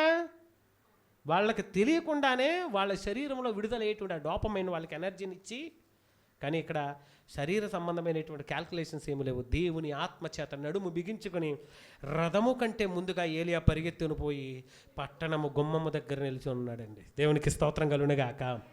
గమనించండి, అందుకే దేవుని యొక్క సన్నిధిలో మనం నిరుత్సాహపడకూడదు. దేవుని మీద నమ్మకం ఉంచినప్పుడు కొన్ని దినాలు నీకు శ్రమ వస్తుంది, కరువు వస్తుంది, ఇబ్బంది వస్తుంది, కానీ దేవుడు దర్శించిన వేళ మరలా వర్షము కురిసి నీకు ఆహారాన్ని అనుగ్రహించేటువంటి దేవుడు ఆయన మనతో ఉన్నాడు. దేవునికి స్తోత్రం కలుగునుగాక. 19వ అధ్యాయానికి వచ్చేసరికి మనం చూస్తే, మరి ఈ 19వ అధ్యాయంలో ఎప్పుడైతే ఈ బయలుదేవత యొక్క 450 మంది ప్రవక్తలను చంపేశాడో, ఇప్పుడు యెజబెల్ అనబడినటువంటి ఆమె మహారాణి, ఎవరు? అహాబు యొక్క భార్య. ఇప్పుడు శపథం చేస్తుంది, నా ప్రవక్తలను చంపించినటువంటి ఏలియా దొరికితే ఏం చేయండి, చంపేయండి అన్నారు. నిజమే ఏంటి, ఎవరికైనా అలాగే ఉంటుంది కోపము, కానీ దేవుని శక్తి ఎరుగనిది, దేవుని యొక్క బలమేంటో తెలియనిది. అంటే బయలుదేవత యొక్క ప్రవక్తలను చంపినందుకు ఏలియా మీద కోపం ఉంచుకున్నది, కానీ ఏలియా వెనుకున్నటువంటి దేవుని శక్తిని ఆమె గ్రహించలేకపోయింది. మనం కూడా అప్పుడప్పుడు అంటాం, దేవుని పక్షాన్ని నిలబడినటువంటి వారి యొక్క శక్తి, దేవుడే వారికి శక్తి, వారికి బలం ఆయనే. ఆయన బ్యాక్గ్రౌండ్లో ఉండి నడిపించేది ఎవరు చెప్పండి? ఆయనే. మనం అనుకుంటాం ఆ వ్యక్తి ఒంటరిగా ఉన్నాడు, ఒక్కడిగా ఉన్నాడు, వాడి బలం ఎంత, వాడి శక్తి ఎంత, వాడి కుటుంబం ఎంత అనుకుంటాం. కానీ వెనకుండి నడిపిస్తున్నది ఎవరు చెప్పండి? దేవుడు. అందుకే దేనిని కూడా మనం తక్కువ అంచనా వేయకూడదు, ఎవరిని కూడా తక్కువ అంచనకూడదు. నీ పక్షాన ఉండి పోరాటం చేయవాడు దేవుడు. దేవునికి స్తోత్రం కలుగునుగాక. ఎప్పుడైతే ఈ యెజబెలు చంపుతానని మరి సైనికులు పంపిస్తుందో వెంటనే ఏలియా ఏమైపోతాడండి? పారిపోతాడండి. ఈ క్షణం మనం చూసినప్పుడు ఇంత పౌరుషం ఉన్నటువంటి ఏలియా పారిపోవడము, వీరుడు పారిపోవడం ఏంటి అని అనిపిస్తుంది. కానీ వాక్యం మనకి ఇక్కడ ఏమి గుర్తు చేస్తుందంటే, బలవంతులకు కూడా కొన్ని బలహీన క్షణాలు ఉంటాయి. కొన్నిసార్లు దాగోవలసినటువంటి పరిస్థితులు వస్తాయి. ఆ సమయంలో దాగోవలసిన పరిస్థితిని నువ్వు యాక్సెప్ట్ చేయాలి. ఎస్, దేవుడు నాకు ఇది అనుమతించాడు కాబట్టి దీన్ని నేను ఏం చేయాలి? యాక్సెప్ట్ చేయాలి, దీన్ని నేను అంగీకరించాలని నువ్వు ఆ రోజు ఏం చేయాలి? కానీ మనం ఏం చేస్తామండి? మనం ఎదురెళ్తాం. కష్టానికి ఏం చేస్తామంటే కొన్నిసార్లు దాగకుండా, ఇప్పుడు కరోనా వచ్చిందండి, బలాదూరు తిరిగే వాళ్ళందరూ ఎక్కడ దాగున్నారు? తలుపు కూడా తీయలేదు. పొరపాటున తలుపు తీస్తే ఎక్కడ కరోనా అంటుకుంటుందని, పొరపాటున ఇంటికి ఎవరైనా వస్తే ఆమడ దూరం, కిలోమీటర్ దూరం అక్కడే ఉండండి, ఇంట్లోకి మాత్రం మీరు రాకండి. ఎందుకు? భయం. కానీ కరోనా అయిపోయిన తర్వాత వాళ్ళ కబుర్లు చూడాలి, మామూలు కబుర్లు కాదు. కానీ ఆ కరోనాలో కొట్టుకుపోయినటువంటి మహానుభావులు ఎందరో ఉంటారు, అంతకంటే పెద్ద కబుర్లు చెప్పిన వాళ్ళు. దేవునికి స్తోత్రం కలుగునుగాక. అందుకే కష్టం వచ్చినప్పుడు దాగుకొనుము అంటాడు. ఏమంటాడు? ఉగ్రత తీరిపో వరకు తలుపు చాటున ఉండుము అని యెషయా గ్రంథంలో రాయబడి ఉంటుందంటే ఎందుకు చెప్తున్నాడు ఆయన? కొన్ని సమయంలో దేవుని యొక్క కోపాన్ని మనం ఏం చేయాలి? సహించాలి, పక్కన తప్పుకోవాలి. లేదంటే ఆ కోపాగ్నికి మనం ఏమైపోతామండి? కరోనా వచ్చింది, నాకేంట్లో అయినా తిరిగిన వాళ్ళు చాలామంది ఉన్నారు కదా. తిరిగేసిన వాళ్ళందరూ ఏమైపోయారండి? కనబడకుండా పోయారు. ఈరోజు లేరు వాళ్ళు. అలాగని కరోనా వచ్చిన అందరూ చనిపోయారని కాదు నా ఉద్దేశం. కానీ మనం బయటకు బలంగా ఉండొచ్చు, కానీ మన శరీరం బలహీనం కావచ్చు. కాబట్టి ఏలియా కూడా అలాంటి పరిస్థితి వచ్చినప్పుడు యెజబెలు చేతిలో ఉండి తప్పించుకోవడానికి ఏలియా ఏమైపోయాడండి? అక్కడి నుంచి పారిపోయినట్లుగా మనం చూస్తాం. తర్వాత 8వ వచనం చూడండి. అతడు లేచి భోజనం చేసి ఆ భోజనపు బలము చేత 40 రాత్రి పగళ్ళు మరలా ఏం చేస్తాడంటే పారిపోయి ఒక చోట చెట్టు కిందను చేరి అక్కడ దేవుడు దూత చేత ఆహారాన్ని సిద్ధపరిచాడు. ఏమిటి? ఏలియా వండుకోలేదు, అక్కడ వంట చేయలేదు. కానీ ఏలియా చూసినప్పుడు అక్కడ ఏం కనబడుతున్నాయండి? కాల్చబడినటువంటి రొట్టెలను, ఏంటి, మాంసమును అతనికి సిద్ధంగా ఉంచబడి ఉన్నది. వాటిని తిని, అంటే ఏ ఆహారం అది? భూ సంబంధమైన ఆహారం అని అయితే మనం చెప్పలేము. ఎందుకంటే అలాంటి ఆహారం తిని 40 రాత్రి పగలు నడాలంటే అంత ఈజీ కాదు. ఇజ్రాయేలీలు కూడా అరణ్యంలో వారు నడవడానికి దేవుడు ఏ ఆహారం ఇచ్చాడండి? మన్నాను కురిపించాడు. ఆ మన్నా బలమైనటువంటి ఆహారము. పైగా దాని గురించి ఏమని రాయబడిందంటే దేవదూతల ఆహారము నరులు భుజించిరి అని రాయబడింది. అంటే దేవదూతలు సిద్ధపరిచినటువంటి ఆహారాన్ని ఎవరు భుజించారండి? అంటే భూ సంబంధమైనటువంటి ఆహారం లాంటిది కాదు. చూడడానికి దానికి పేరే లేదు. అందుకే దానికి ఏం పేరు పెట్టారు? పేరు లేదని పెట్టారు. ఏమని పెట్టారండి దాని పేరు? పేరు లేదు. మన్నా అంటే ఇదేమి అని అర్థం, అంతే కదా. అంటే దానికి ఒక పేరు లేదు. అలాంటి ఆహారాన్ని దేవుడు ఇచ్చాడు. ఇక్కడ ఏలియాకు కూడా అలాంటిది ఇస్తున్నాడు. కొన్ని సందర్భాలు మీకు చెప్తాను, ఇలాంటి బైబిల్ గ్రంథంలో జరిగినవి. మొదటిగా మనం అరణ్యంలో ఇశ్రాయేలు నడిచిన సందర్భాన్ని చూడొచ్చు. అక్కడ కూడా మనుషులకు సంబంధం లేనటువంటి ఆహారం. ఇక్కడ ఏలియాకు కూడా మీరు చూసినట్లయితే ఏలియా కన్నులు తెరిచి చూసినప్పుడు అక్కడ కాల్చబడినటువంటి రొట్టెలు ఉంచబడ్డాయి. తినడానికి ఆహారంగా దేవుడు ఇచ్చాడు. ఆ ఆహారాన్ని కూడా మనుషులు ఎవరూ కూడా సిద్ధపరచలేదు. మూడవదిగా ప్రభువైన యేసుక్రీస్తు వారు సముద్ర తీరంలోనికి వెళుతున్నప్పుడు శిష్యులను చూసి తినుటకు ఏదైనా ఉన్నదా అని అడిగినప్పుడు వారి దగ్గర కాల్చబడి ఉన్నాయని, అప్పుడు ఒట్టుకొచ్చి చూసినప్పుడు అక్కడ ఏమున్నాయండి? కాల్చబడిన చేపలు, రొట్టె సిద్ధంగా ఉంది. ఎవరిచ్చారు? ఎవరు పెట్టారు? ఎవరైనా పెట్టేసిపోతారా? తినండి అని చెప్పండి, ఎవరైనా పెట్టేసిపోతారా? అక్కడ కూడా సిద్ధపరచబడినటువంటి ఆహారమే. బైబిల్లో ఈ 3 సందర్భాల్లో ఈ ఆహారం ఉంటుంది. అలాగే 4వది చిన్న కుర్రవాడి చేత దేవుడు 5 రొట్టెలు 2 చిన్న చేపలను మరి 5,000 మందికి పంచినటువంటి ఆహారం. ఎక్కడి నుంచి వచ్చింది ఆహారం? ఎలా స్ప్రెడ్ అయిందంత ఆహారముగా? 5 రొట్టెలు మనం ఎన్ని రోజులు తింటామండి? మన పిల్లలకి ఇస్తే సాయంకాలానికి అవగొడేస్తారు మొత్తం అంతా కూడా కదా. 5 రొట్టెలు 2 చిన్న చేపలు అంటే ఇది భోజనము, అది కూర. 2 చిన్న చేపలు అంటే ఫ్రై ఫిష్ అనమాట, రొట్టెతో పాటుగా తినేవారు కదండి. అలాంటి ఆహారం ఇస్తే పిల్లలు ఎంతసేపు తింటారండి? సాయంకాలానికి మొత్తం అవగొట్టేస్తారు. లేదా ఒక్కొక్కరైతే కొంచెం గట్టిగా తినేవాడైతే ఒక దెబ్బకి కానీ అంత ఆహారం, అంత తక్కువ ఆహారాన్ని అంతమందికి పెట్టడానికి కారణం అది కూడా దేవదూతల చేత సిద్ధపరచబడినటువంటి ఆహారం కానీ మనము చూస్తాం ప్రేమైన వారలారా. తర్వాత ఆహారం తిని విశ్రాంతి తీసుకొని 40 రాత్రి పగళ్ళు ఏం చేశాడు ఆయన? అలసిపోకుండా ప్రయాణం చేశాడు. గమనించండి, అలసిపోయినటువంటి సమయంలో దేవుడు బలపరుస్తాడు, బలమిచ్చి ఇంకా శక్తివంతంగా నిన్ను దేవుడు వాడుకుంటాడు. దేవునికి స్తోత్రం కలుగునుగాక. అక్కడ నుండి దేవుడు అతనితో మాట్లాడినప్పుడు 9వ వచనం నుంచి మనం 18వ వచనం వరకు చూస్తే దేవుడు ఏలియాతో మాట్లాడతాడు. ఏలియాతో మాట్లాడినప్పుడు ఏలియా అంటాడు, ఏలియా ఇక్కడ ఏం చేస్తున్నావు అంటే ఏమి తెలియనట్టంటే, ప్రభువా నీకు తెలుసు కదా, బయలు ప్రవక్తలందరినీ కూడా చంపిన తర్వాత ఆ యొక్క యెజబెలు నన్ను చంపించడానికి ప్రయత్నం చేసింది. అలా చంపించడానికి చేసినటువంటి ప్రయత్నం నేను ఒక్కడనే ఏమైపోయాను, ఇదిగో నీ ప్రవక్తలందరినీ చంపించేసింది, దొరికినట్లుగా చంపేసింది అది. కానీ నేను మాత్రం తప్పించుకొని వచ్చానంటే అప్పుడు దేవుడు అంటాడు, కంగారు పడకు, బయలుకు మోకాళ్ళలోనకయ్యు మ్రొక్కకయ్యు ఉండినటువంటి 7,000 మంది ఇంకా శాసము నాకు అక్కడ మిగిలి ఉన్నది. గమనించండి, మనం అనుకుంటాం నేనే చేయాలి, నేనే గొప్ప, నేను చేయకపోతే పని అవ్వదు అనుకుంటాం కదా చాలాసార్లు. సంఘంలో కూడా మనం అనుకుంటాం కదండి, నేను లేకపోతే ఆ చర్చ అయినా ఆడదాం. ఉన్నారు అలాంటి వాళ్ళు కొంపదీసి? ఒకవేళ అలాంటి వాళ్ళు ఉంటే ఈ వాక్యం మీదే. నేను లేకపోతే అది ముందుకెళ్తాను, నేను లేకపోతే అది జరగదు. ఆఖరికి ఎవరైనా నేనైనా సరే నేను లేకపోతే జరగదని అనుకోకూడదు. అలా ఒకవేళ అనుకున్నాం అనుకోండి, దేవుడు తన ఏర్పాటును ముందుగానే చేసి, ఇప్పుడు ఇందాక ఎగ్జాంపుల్ చెప్పాను కదా, ఉబద్య ఎక్కడున్నాడు? అహాబు దగ్గరే ఉన్నాడు. ఎవరతను? బయలుకు మోకాళ్ళు వేసేవాడే కాదు, దేవుని యందు భయభక్తులు కలిగిన వ్యక్తి. అంటే అలాంటి వారిని, ఓబద్య లాంటి వారిని దేవుడు ముందుగానే ఏంటి కష్టమైనటువంటి పరిస్థితుల్లో కూడా సిద్ధం చేసుకొని ఉంటాడు. అందుకే ఎంతైతే కష్టాలు వస్తాయండి అంతలా విస్తరించింది క్రైస్తవ్యం కూడా. అప్పుడు ఏలియాతో అంటాడు, బయలుకు మోకాళ్ళు ఉన్న వారు 7,000 మంది నాకు ఇంకా విశ్వాసంగా ఉన్నారు. నువ్వేమో అనుకోకు నేను ఒక్కడనే, నేను మాత్రమే చేయగలను అనుకోకు. నీలాంటి వారిని 7,000 మంది నేను ఇంకా నా కొరకు ఉంచుకున్నాను. నిజమే, ఎందుకు 7,000 మంది? ఒకరు పోయినా ఒకరు దేవుడు అవకాశాలు అంటే ఆ పని కొరకే 7,000 మందిని సిద్ధపరిచాడు. నీ పుట్టుక, నా పుట్టుక, మన యొక్క జన్మను గూర్చి కూడా మనం ఆలోచిస్తే మనం అనుకుంటాం, నేను పుట్టాను, పెళ్లి చేసుకున్నాను, పిల్లల కన్నాను, వాళ్ళు పెళ్ళిళ్ళు చేశాను, వృద్ధాప్యం వచ్చి చచ్చిపోతున్నాను అనుకుంటున్నావు. కానీ నీ పుట్టుక వెనక ఒక పరమార్థం ఉంటుంది, నీ ద్వారా దేవుడు చేయాల్సినటువంటి కార్యం ఉంటుంది. నీవు దాని కొరకే పుట్టావు. దేవునికి స్తోత్రం కలుగును గాక. అది నీ జీవితంలో ఏదో ఒక కార్యం, అదే నీ పట్ల దేవుని యొక్క చిత్తం. అది ఎంతో పెద్దది అయి ఉండదు. కొన్నిసార్లు నేను ఆలోచిస్తానండి, యోహాను అనబడిన వ్యక్తిని 30 సంవత్సరాలు పెంచి 6 నెలలు బాప్తిస్మాలు ఇప్పించి తర్వాత సంవత్సరాలు చంపేశాడు దేవుడు. అంటే యేసును ఐడెంటిఫై చేసేటువంటి ఒకే ఒక్క బాప్తిస్మం కొరకు ఎవరిని పుట్టించాడు? యోహాను పుట్టించాడు. ఎంతసేపు ఇస్తాడు బాప్తిస్మం? ఓ అరగంట జరిగింది అనుకుందాం ప్రాసెస్ అంతా. అరగంట పని కోసము 30 సంవత్సరాలు ఒక వ్యక్తిని పెంచి యేసును అరగంట సేపు డిటెక్ట్ చేయించి, అంటే ఈయన యేసుక్రీస్తుని ప్రపంచానికి చెప్పేసి తర్వాత అరెస్ట్ చేయించి చంపేస్తాడు, అయిపోయింది నీ పాత్ర వచ్చేసే అన్నాడు. ఏంటి అరగంట కోసం యోహాను పుట్టించాడా?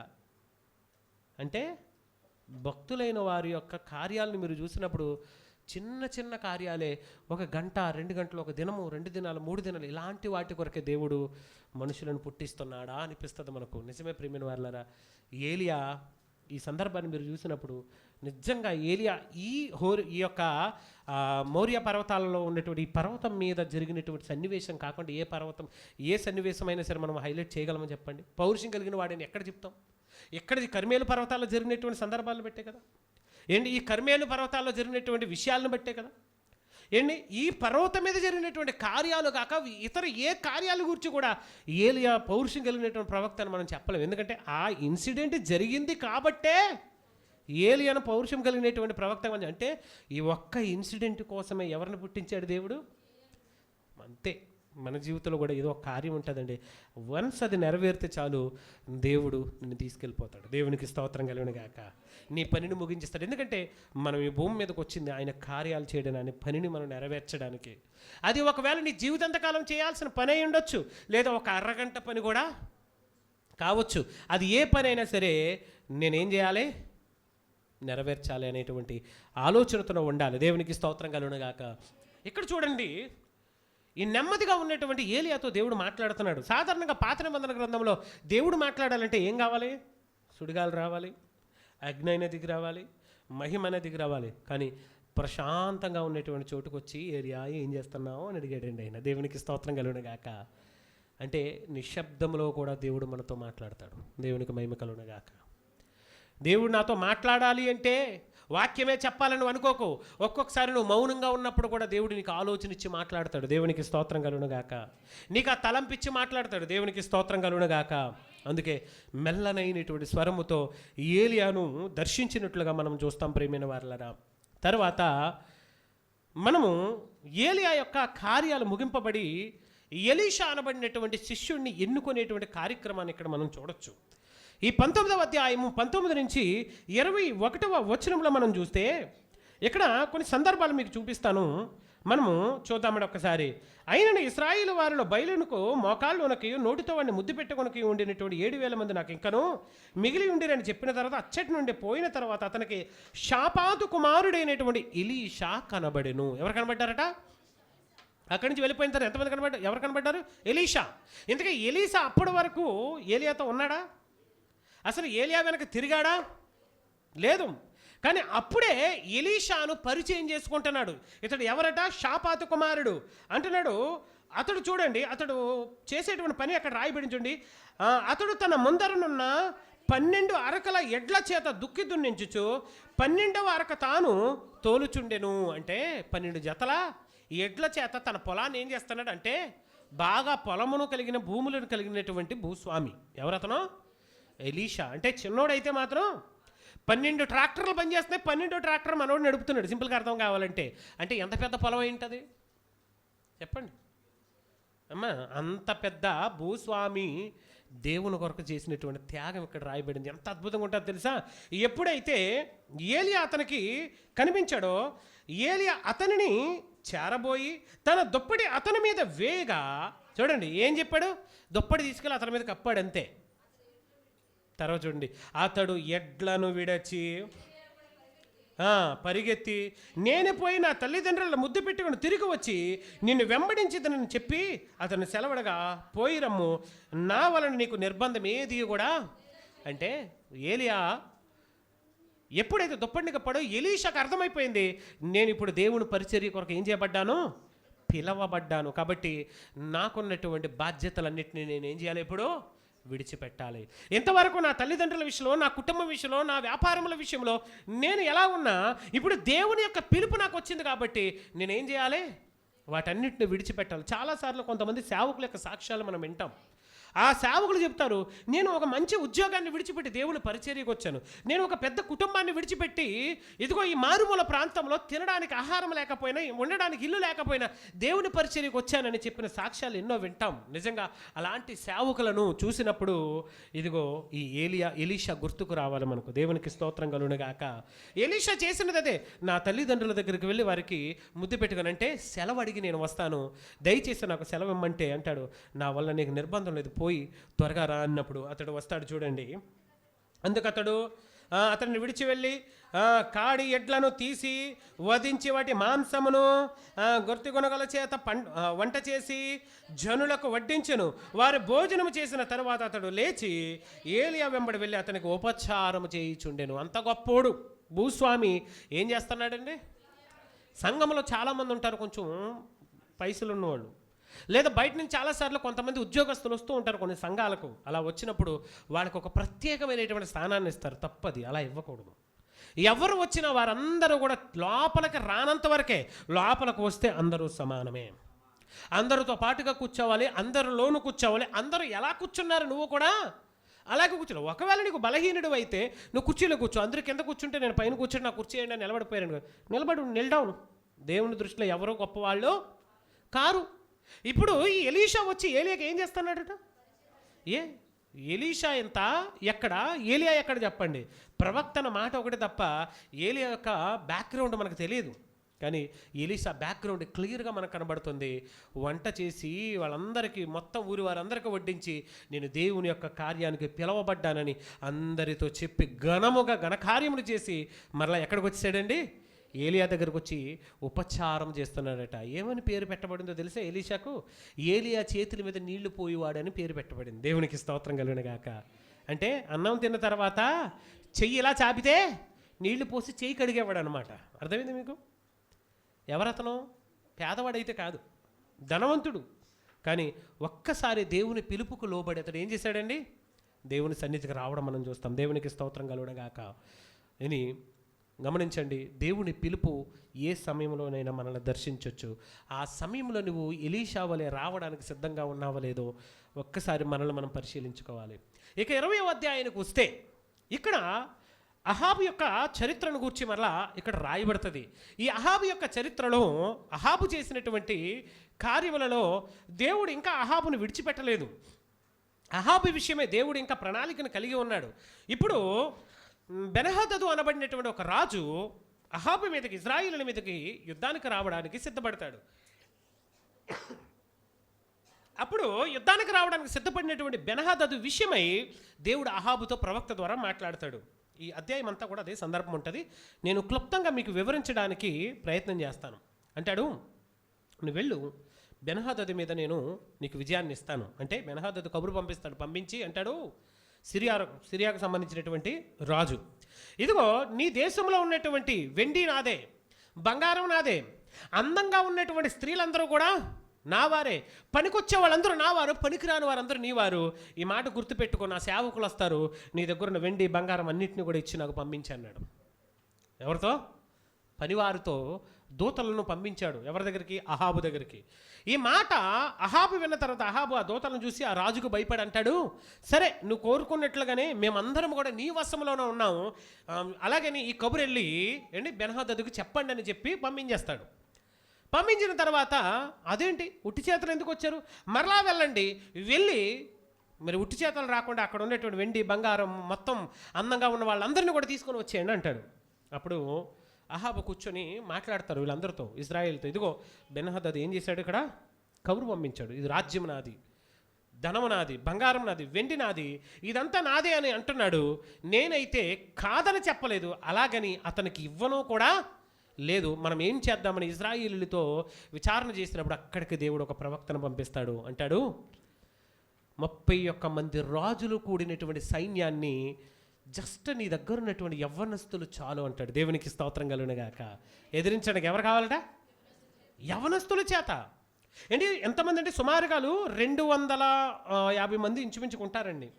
ఏంటి అంతమంది చేత మొత్తం సైన్యాన్ని ఓడించడానికి దేవుడు ఒక ప్రణాళికను కలిగి ఒక ప్రవక్తను పంపించి అంటాడు, నువ్వు ధైర్యంగా ఉండు, ఇశ్రాయేలులకు దేవుడు తోడుగా ఉంటాడు, నువ్వు గెలుస్తావనగానే అనేసి బెన్హదదు నీ చేతికి అప్పగించబడతాడు, నువ్వు అతను చంపేమంటాడు. కానీ అహాబు చేసినటువంటి బిగ్గెస్ట్ మిస్టేక్ ఈ అధ్యాయం అంతా, ప్రాణాలతో పట్టుకున్నటువంటి శత్రు రాజుని ఏం చేశాడండి? అక్కడ వదిలేశాడు. అందుకే వెంటనే ప్రవక్తను పంపించి అంటాడు, అహాబు నువ్వు చేసినది దేవునికి ఇష్టమైన కార్యం కాదు. దేవుడు అన్నాడు సంహరించమని, నువ్వేం చేసావు? విడిచిపెట్టేశావు. ఇదిగో దేవుని మాట వినకపోయినందున ఇదిగో నీ రాజ్యమును నీ చేతిలోంచి నేను తీసేస్తానన్నాడు. దేవునికి స్తోత్రం కలుగునుగాక. సౌలు అనబడినటువంటి ప్రవక్త కూడా అమాలేకీయుల విషయంలో చేసినటువంటి చిన్న మిస్టేక్ అండి. మొత్తం రాజ్యమే, కుటుంబమే. అందుకే నువ్వు ఎంత గొప్పవాడివైనా మాట వినకపోతే మాత్రం దేవుని యొద్ద నుండి పనిష్మెంట్ మనకు చాలా కఠినంగా ఉంటుంది. అప్పటి వరకు ఎన్నో దుష్కార్యములు చేసిన దేవుడు అహాబును అతని కుటుంబాన్ని క్షమిస్తూ వచ్చాడు. అహాబును అతని కుటుంబాన్ని దేవుడు క్షమిస్తూనే ఉన్నాడు. అలాంటి పరిస్థితులు వచ్చినా ఇక్కడ మాత్రం ఏం జరిగిందండి? మరలా శత్రురాజును విడిచిపెట్టడం వలన దేవునికి కోపాన్ని తెప్పించాడు. దేవుడు చంపమన్న బెన్హదదును అహాబు విడిచిపెట్టాడు. అందువలన ఫలితం ఏంటండి? మరలా తీర్పును చెబుతాడు. ఇదిగో దేవుడు నీ మీదకి తీర్పును తీసుకొని రాబోతున్నాడు, నీ మీదకి ఉగ్రతను తీసుకొని రాబోతున్నాడని చెప్పినప్పుడు ఎలా వస్తుందా ఉగ్రత అంటే? ఒక వాగ్దానం చెప్తాడు, అక్కడ ఒక మాట చెప్తాడు, ఒక ప్రవచనం. ఏంటి ఆ ప్రవచనము? ఇదిగో నీ రక్తాన్ని కుక్కలు నాకుతాయి. ఎప్పుడైతే ఈ ప్రవచనం ఉందో, ఈ ప్రవచనం మాత్రం కాదు, తీర్పు ఎలా జరుగుతుందో చూడండి. ఇప్పుడు డైరెక్ట్గా నీ రక్తాన్ని కుక్కలు నాకుతాయని చెప్పేసాడు అనుకోండి, అక్కడ ఈ ప్రవక్తను వేసేస్తాడు ముందు. అందుకే సందర్భాన్ని అతనికి వ్యతిరేకంగా ఇప్పుడు క్రియేట్ చేస్తున్నాడు దేవుడు. ఎవరికి వ్యతిరేకంగా? అహాబుకి వ్యతిరేకంగా. ఇప్పుడు 21వ అధ్యాయానికి వచ్చేసరికి అక్కడ నాబోతు అనబడినటువంటి వ్యక్తి పరిచయం అవుతాడు మనకి. ఎవరు పరిచయం అవుతాడు? నాబోతు గురించి ఎన్నోసార్లు మనం చెప్పుకుంటాం. నాబోతు గుర్తుకొచ్చాడంటే యెజ్బేలు గుర్తుకొస్తుంది, యెజ్బేలు గుర్తుకొచ్చాడంటే ఈ అహాబు గుర్తుకొస్తాడు. అక్కడ జరిగినటువంటి సందర్భం ఏంటంటే, ఈ నాబోతుకి ఉన్నటువంటి ద్రాక్ష తోట అహాబు రాజ్యము అంటే అతని యొక్క తోటకి, అతని యొక్క భూములకి ఆనుకొని ఒక ద్రాక్ష తోట ఉన్నది. అంటే ఇంకా చెప్పాలి అంటే రాజుగారి యొక్క భూములకి మిడిల్లో ఎవరిది ఉండిపోయింది? నాబోతు యొక్క ద్రాక్ష తోట ఉండిపోయింది. ఈ ద్రాక్ష తోటను బట్టి వెళ్ళి అహాబు అడుగుతాడు, నాబోతుని అడుగుతాడు, ఇదిగో నా భూములకి మధ్యలో నీ ద్రాక్ష తోట ఉంది, దాన్ని నాకు ఏం చేయి, నువ్వు అమ్మేసేయి, నేను నీకు వెల ఇచ్చి కొనుక్కుంటానంటే. అప్పుడు నాబోతు అంటాడు, ఇది నా పిత్రార్జితం, అంటే నా పితరుల యొద్ద నుంచి నాకు సంక్రమించింది, దీన్ని నేను అమ్మలేను, రాజా దయచేసి క్షమించండి, ఇది నా తల్లిదండ్రుల యొద్ద నుండి వచ్చింది, ఎందుకంటే పిత్రార్జితమును అమ్మకూడదని ధర్మశాస్త్రంలో రాయబడి ఉంది. ఏమనుంది అంటే తల్లిదండ్రులు వారసత్వంగా వచ్చినటువంటి ఆస్తులు ఏం చేయకూడదు, అదే చేశాడు నాబోతు. అంటే నాబోతు ధర్మశాస్త్రాన్ని పాటించాడు, దేవునికి స్తోత్రం కలుగునుగాక. కానీ అహాబు ఎప్పుడైతే నా పిత్రార్జితం నేను అమ్మను అన్నాడు, అహాబు ముఖం చిన్నబుచ్చుకొని విచారంతో ఇంటికి వెళ్ళిపోతాడు. అలా ఇంటికి వెళ్ళిపోయిన తర్వాత అక్కడ జరిగినటువంటి సందర్భాలను మీరు చూస్తే ప్రియమైన వారలారా, మంచం మీద పండుకొని విచారాన్ని వ్యక్తపరుస్తూ ఉన్నాడు. ఎంత విచారంగా ఉన్నాడంటే తిండి తినట్లేదు, బెంగ తీసుకున్నట్లు అయిపోయాడు. అతను భార్య అయినటువంటి యెజబెలు వచ్చి, నువ్వెందుకు విచారంగా ఉన్నావు అంటే, మన తోటగా అనుకొని నాబోతు యొక్క ద్రాక్ష తోట ఉన్నది, అమ్మమంటే అది నా పిత్రార్జితం, నేను అమ్మనంటున్నాడు, అది నాకు కావాలి, అందుకే నేను విచారంగా ఉన్నానంటే. అప్పుడు అంటది, అసలు నువ్వేమనుకుంటున్నావు, నీ గురించి నువ్వేమనుకుంటున్నావు, ఇశ్రాయేలుకి రాజు అన్న సంగతి మర్చిపోయావా అంటే, రాజు తలస్తే దెబ్బలకు కొదువా అన్నారు. అంటే రాజు అనుకుంటే ఏదైనా చేయగలడు. నాబోతుకు ప్రతిగా వేరే తోటనిస్తానన్నా సరే అతను వద్దన్నాడు, ఎందుకంటే నా తల్లిదండ్రులు సంపాదించింది కాబట్టి దీన్ని నేను ఇవ్వలేను అన్నాడు. ఏమంటే మధ్యలో ఉంటే వచ్చిన నష్టం ఏముంది? కొన్నిసార్లు అలాగే ఉంటుందండి, చిన్న చిన్న వాటిలోనే పెద్ద పెద్ద పతనాలు మొదలైపోతాయి. మనం చేసేటువంటి చిన్న చిన్న మిస్టేక్సే మన జీవితం నాశనం అయిపోవడానికి కారణం అవుతుంది. అలాంటి ఒక బెస్ట్ ఎగ్జాంపులే నాబోతు యొక్క ఎగ్జాంపుల్. ఇక్కడ ఈమె ఇచ్చినటువంటి ఆ సలహాను మీరు చూడండి ప్రియమైన వారలారా, నేనే యెజ్రీయేలీయుడైనటువంటి నాబోతు యొక్క ద్రాక్ష తోటను నేనేం చేస్తాను, నీకు ఇప్పిస్తాను, నువ్వు లేచి భోజనం చేయి, టెన్షన్ పెట్టుకోకు, కంగారు పడకు అని కబురును పంపిస్తుంది. ఇలా కబురును పంపించి కొంతమంది దూతలను పెట్టి అబద్ధ సాక్ష్యాన్ని చెప్పించి, ఏంటి అబద్ధ సాక్ష్యం? దైవదూషణ, రాజదూషణ. రెండేటండి, దైవదూషణ, రాజ్యదూషణ, అంటే రాజదూషణ. ఈ రెండూ కూడా నరహత్యకు కారణమవుతాయండి. అంటే చంపబడ్డ మరణశిక్షకు కారణమవుతాయి. దేవుణ్ణి దూషించిన ధర్మశాస్త్రం ప్రకారం చంపాలి, రాజును దూషించినా కూడా ఏం చేయాలి? ఇప్పుడు ఎత్తు రాజును దూషించగా మేము విన్నామని కొంతమంది అబద్ధ సాక్షులను పెట్టించి, అప్పుడప్పుడు మన గొడవల్లో కూడా అంతే కదండి, చూడక్క నువ్వు వినలేదు అంటారు, ఆవిడ వినలేదు, పాపం ఈవిడ అన్నదనా విన్నాను నేను అంటది, పాపం ఏం తెలియని అమాయకురాలు మధ్యలో ఇరుక్కుపోద్ది. ఉన్నారు కదండి, అలా ఇరికించి కానీ మీ గోళ్ళలో మీరే పడండి తప్ప, అక్క నువ్వు విన్నావు కదా, నీకు తెలుసు కదా అని అనకండి. పొరపాటున అన్నారనుకోండి, ఈ నాబోతు కంటే దారుణమైన పరిస్థితి ఉంటుంది మీకు అప్పుడు కదండి, చిన్న చిన్న గొడవలు. ఇక్కడ అబద్ధ సాక్షులను పెట్టించి నాబోతుని ఏం చేయించిందండి? చంపించేసిందండి. నాబోతుని చంపించిన తర్వాత ఇప్పుడు నాబోతు యొక్క రక్తాన్ని కుక్కలు నాకడం అక్కడ మనం చూస్తాం సందర్భంలో. ఇప్పుడు ప్రవక్త వస్తాడు ఎవరి దగ్గరికి, మొత్తం దేవుని తీర్పు వస్తుందని చెప్పాడు కదా, అది రావాలంటే ఒక ఇన్సిడెంట్ జరగాలి. ఆ ఇన్సిడెంట్ని క్రియేట్ చేసింది దేవుడే, దేవునికి స్తోత్రం కలుగునుగాక. దేవుడు మనల్ని శిక్షించడానికి ఎలాంటి పరిస్థితులైనా ఆయన క్రియేట్ చేయగలడని బెస్ట్ ఎగ్జాంపుల్. ఆశ్చర్యం వేస్తుంది, అదేదో అక్కడే పనిష్మెంట్ ఇచ్చేయచ్చుగా, అక్కడే శిక్ష విధించేయచ్చుగా, మరలా నాబోతు ద్వారా అతనికి ఆ పనిష్మెంట్ని తీసుకురావడం, తన భార్య ద్వారా అతన్ని ప్రేరేపించడం, ఇవన్నీ ఎందుకు? నిజంగా దేవుని ప్రణాళికను మనం అర్థం చేసుకోలేమండి. కొన్నిసార్లు మనకు ఆశ్చర్యం వేస్తుంది. ఈ యొక్క అహాబు యొక్క మాటను, ఈ యొక్క యెజబెలు యొక్క మాటను విని అహాబు ఈ నాబోతును చంపించినప్పుడు అతని రక్తము కుక్కలు నాగుతాయి. ఆ ద్రాక్ష తోటను అహాబు స్వాధీనం చేసుకుంటాడు. చనిపోయాడు కదండి, ఇంకెవరు లేరు కదా అడిగేవారు, కాబట్టి అతను ద్రాక్ష తోటను స్వాధీనం చేసుకుంటాడు. ఇప్పుడు ప్రవక్తను పంపిస్తాడు దేవుడు. ఏదైతే దేవుని తీర్పు వస్తాదని చెప్పానో ఆ తీర్పు ఇప్పుడు ప్రారంభమవుతుంది. ఏ ద్రాక్ష తోటలో అయితే నాబోతును చంపించావో అదే ద్రాక్ష తోట, అదే ప్రాంతంలో ఇదిగో కుక్కలు నీ రక్తాన్ని ఏం చేస్తాయి అంటే, దిక్కులేని చావు చనిపోయాడు నాబోతు. అలాంటి దిక్కులేని చావే నువ్వు కూడా ఏం చేస్తావు? చేస్తావు. అదే దిక్కులేని చావు నువ్వు చేస్తావు, అదే దిక్కులేని పరిస్థితులకు నువ్వు వెళతావు అని చెప్పాడు.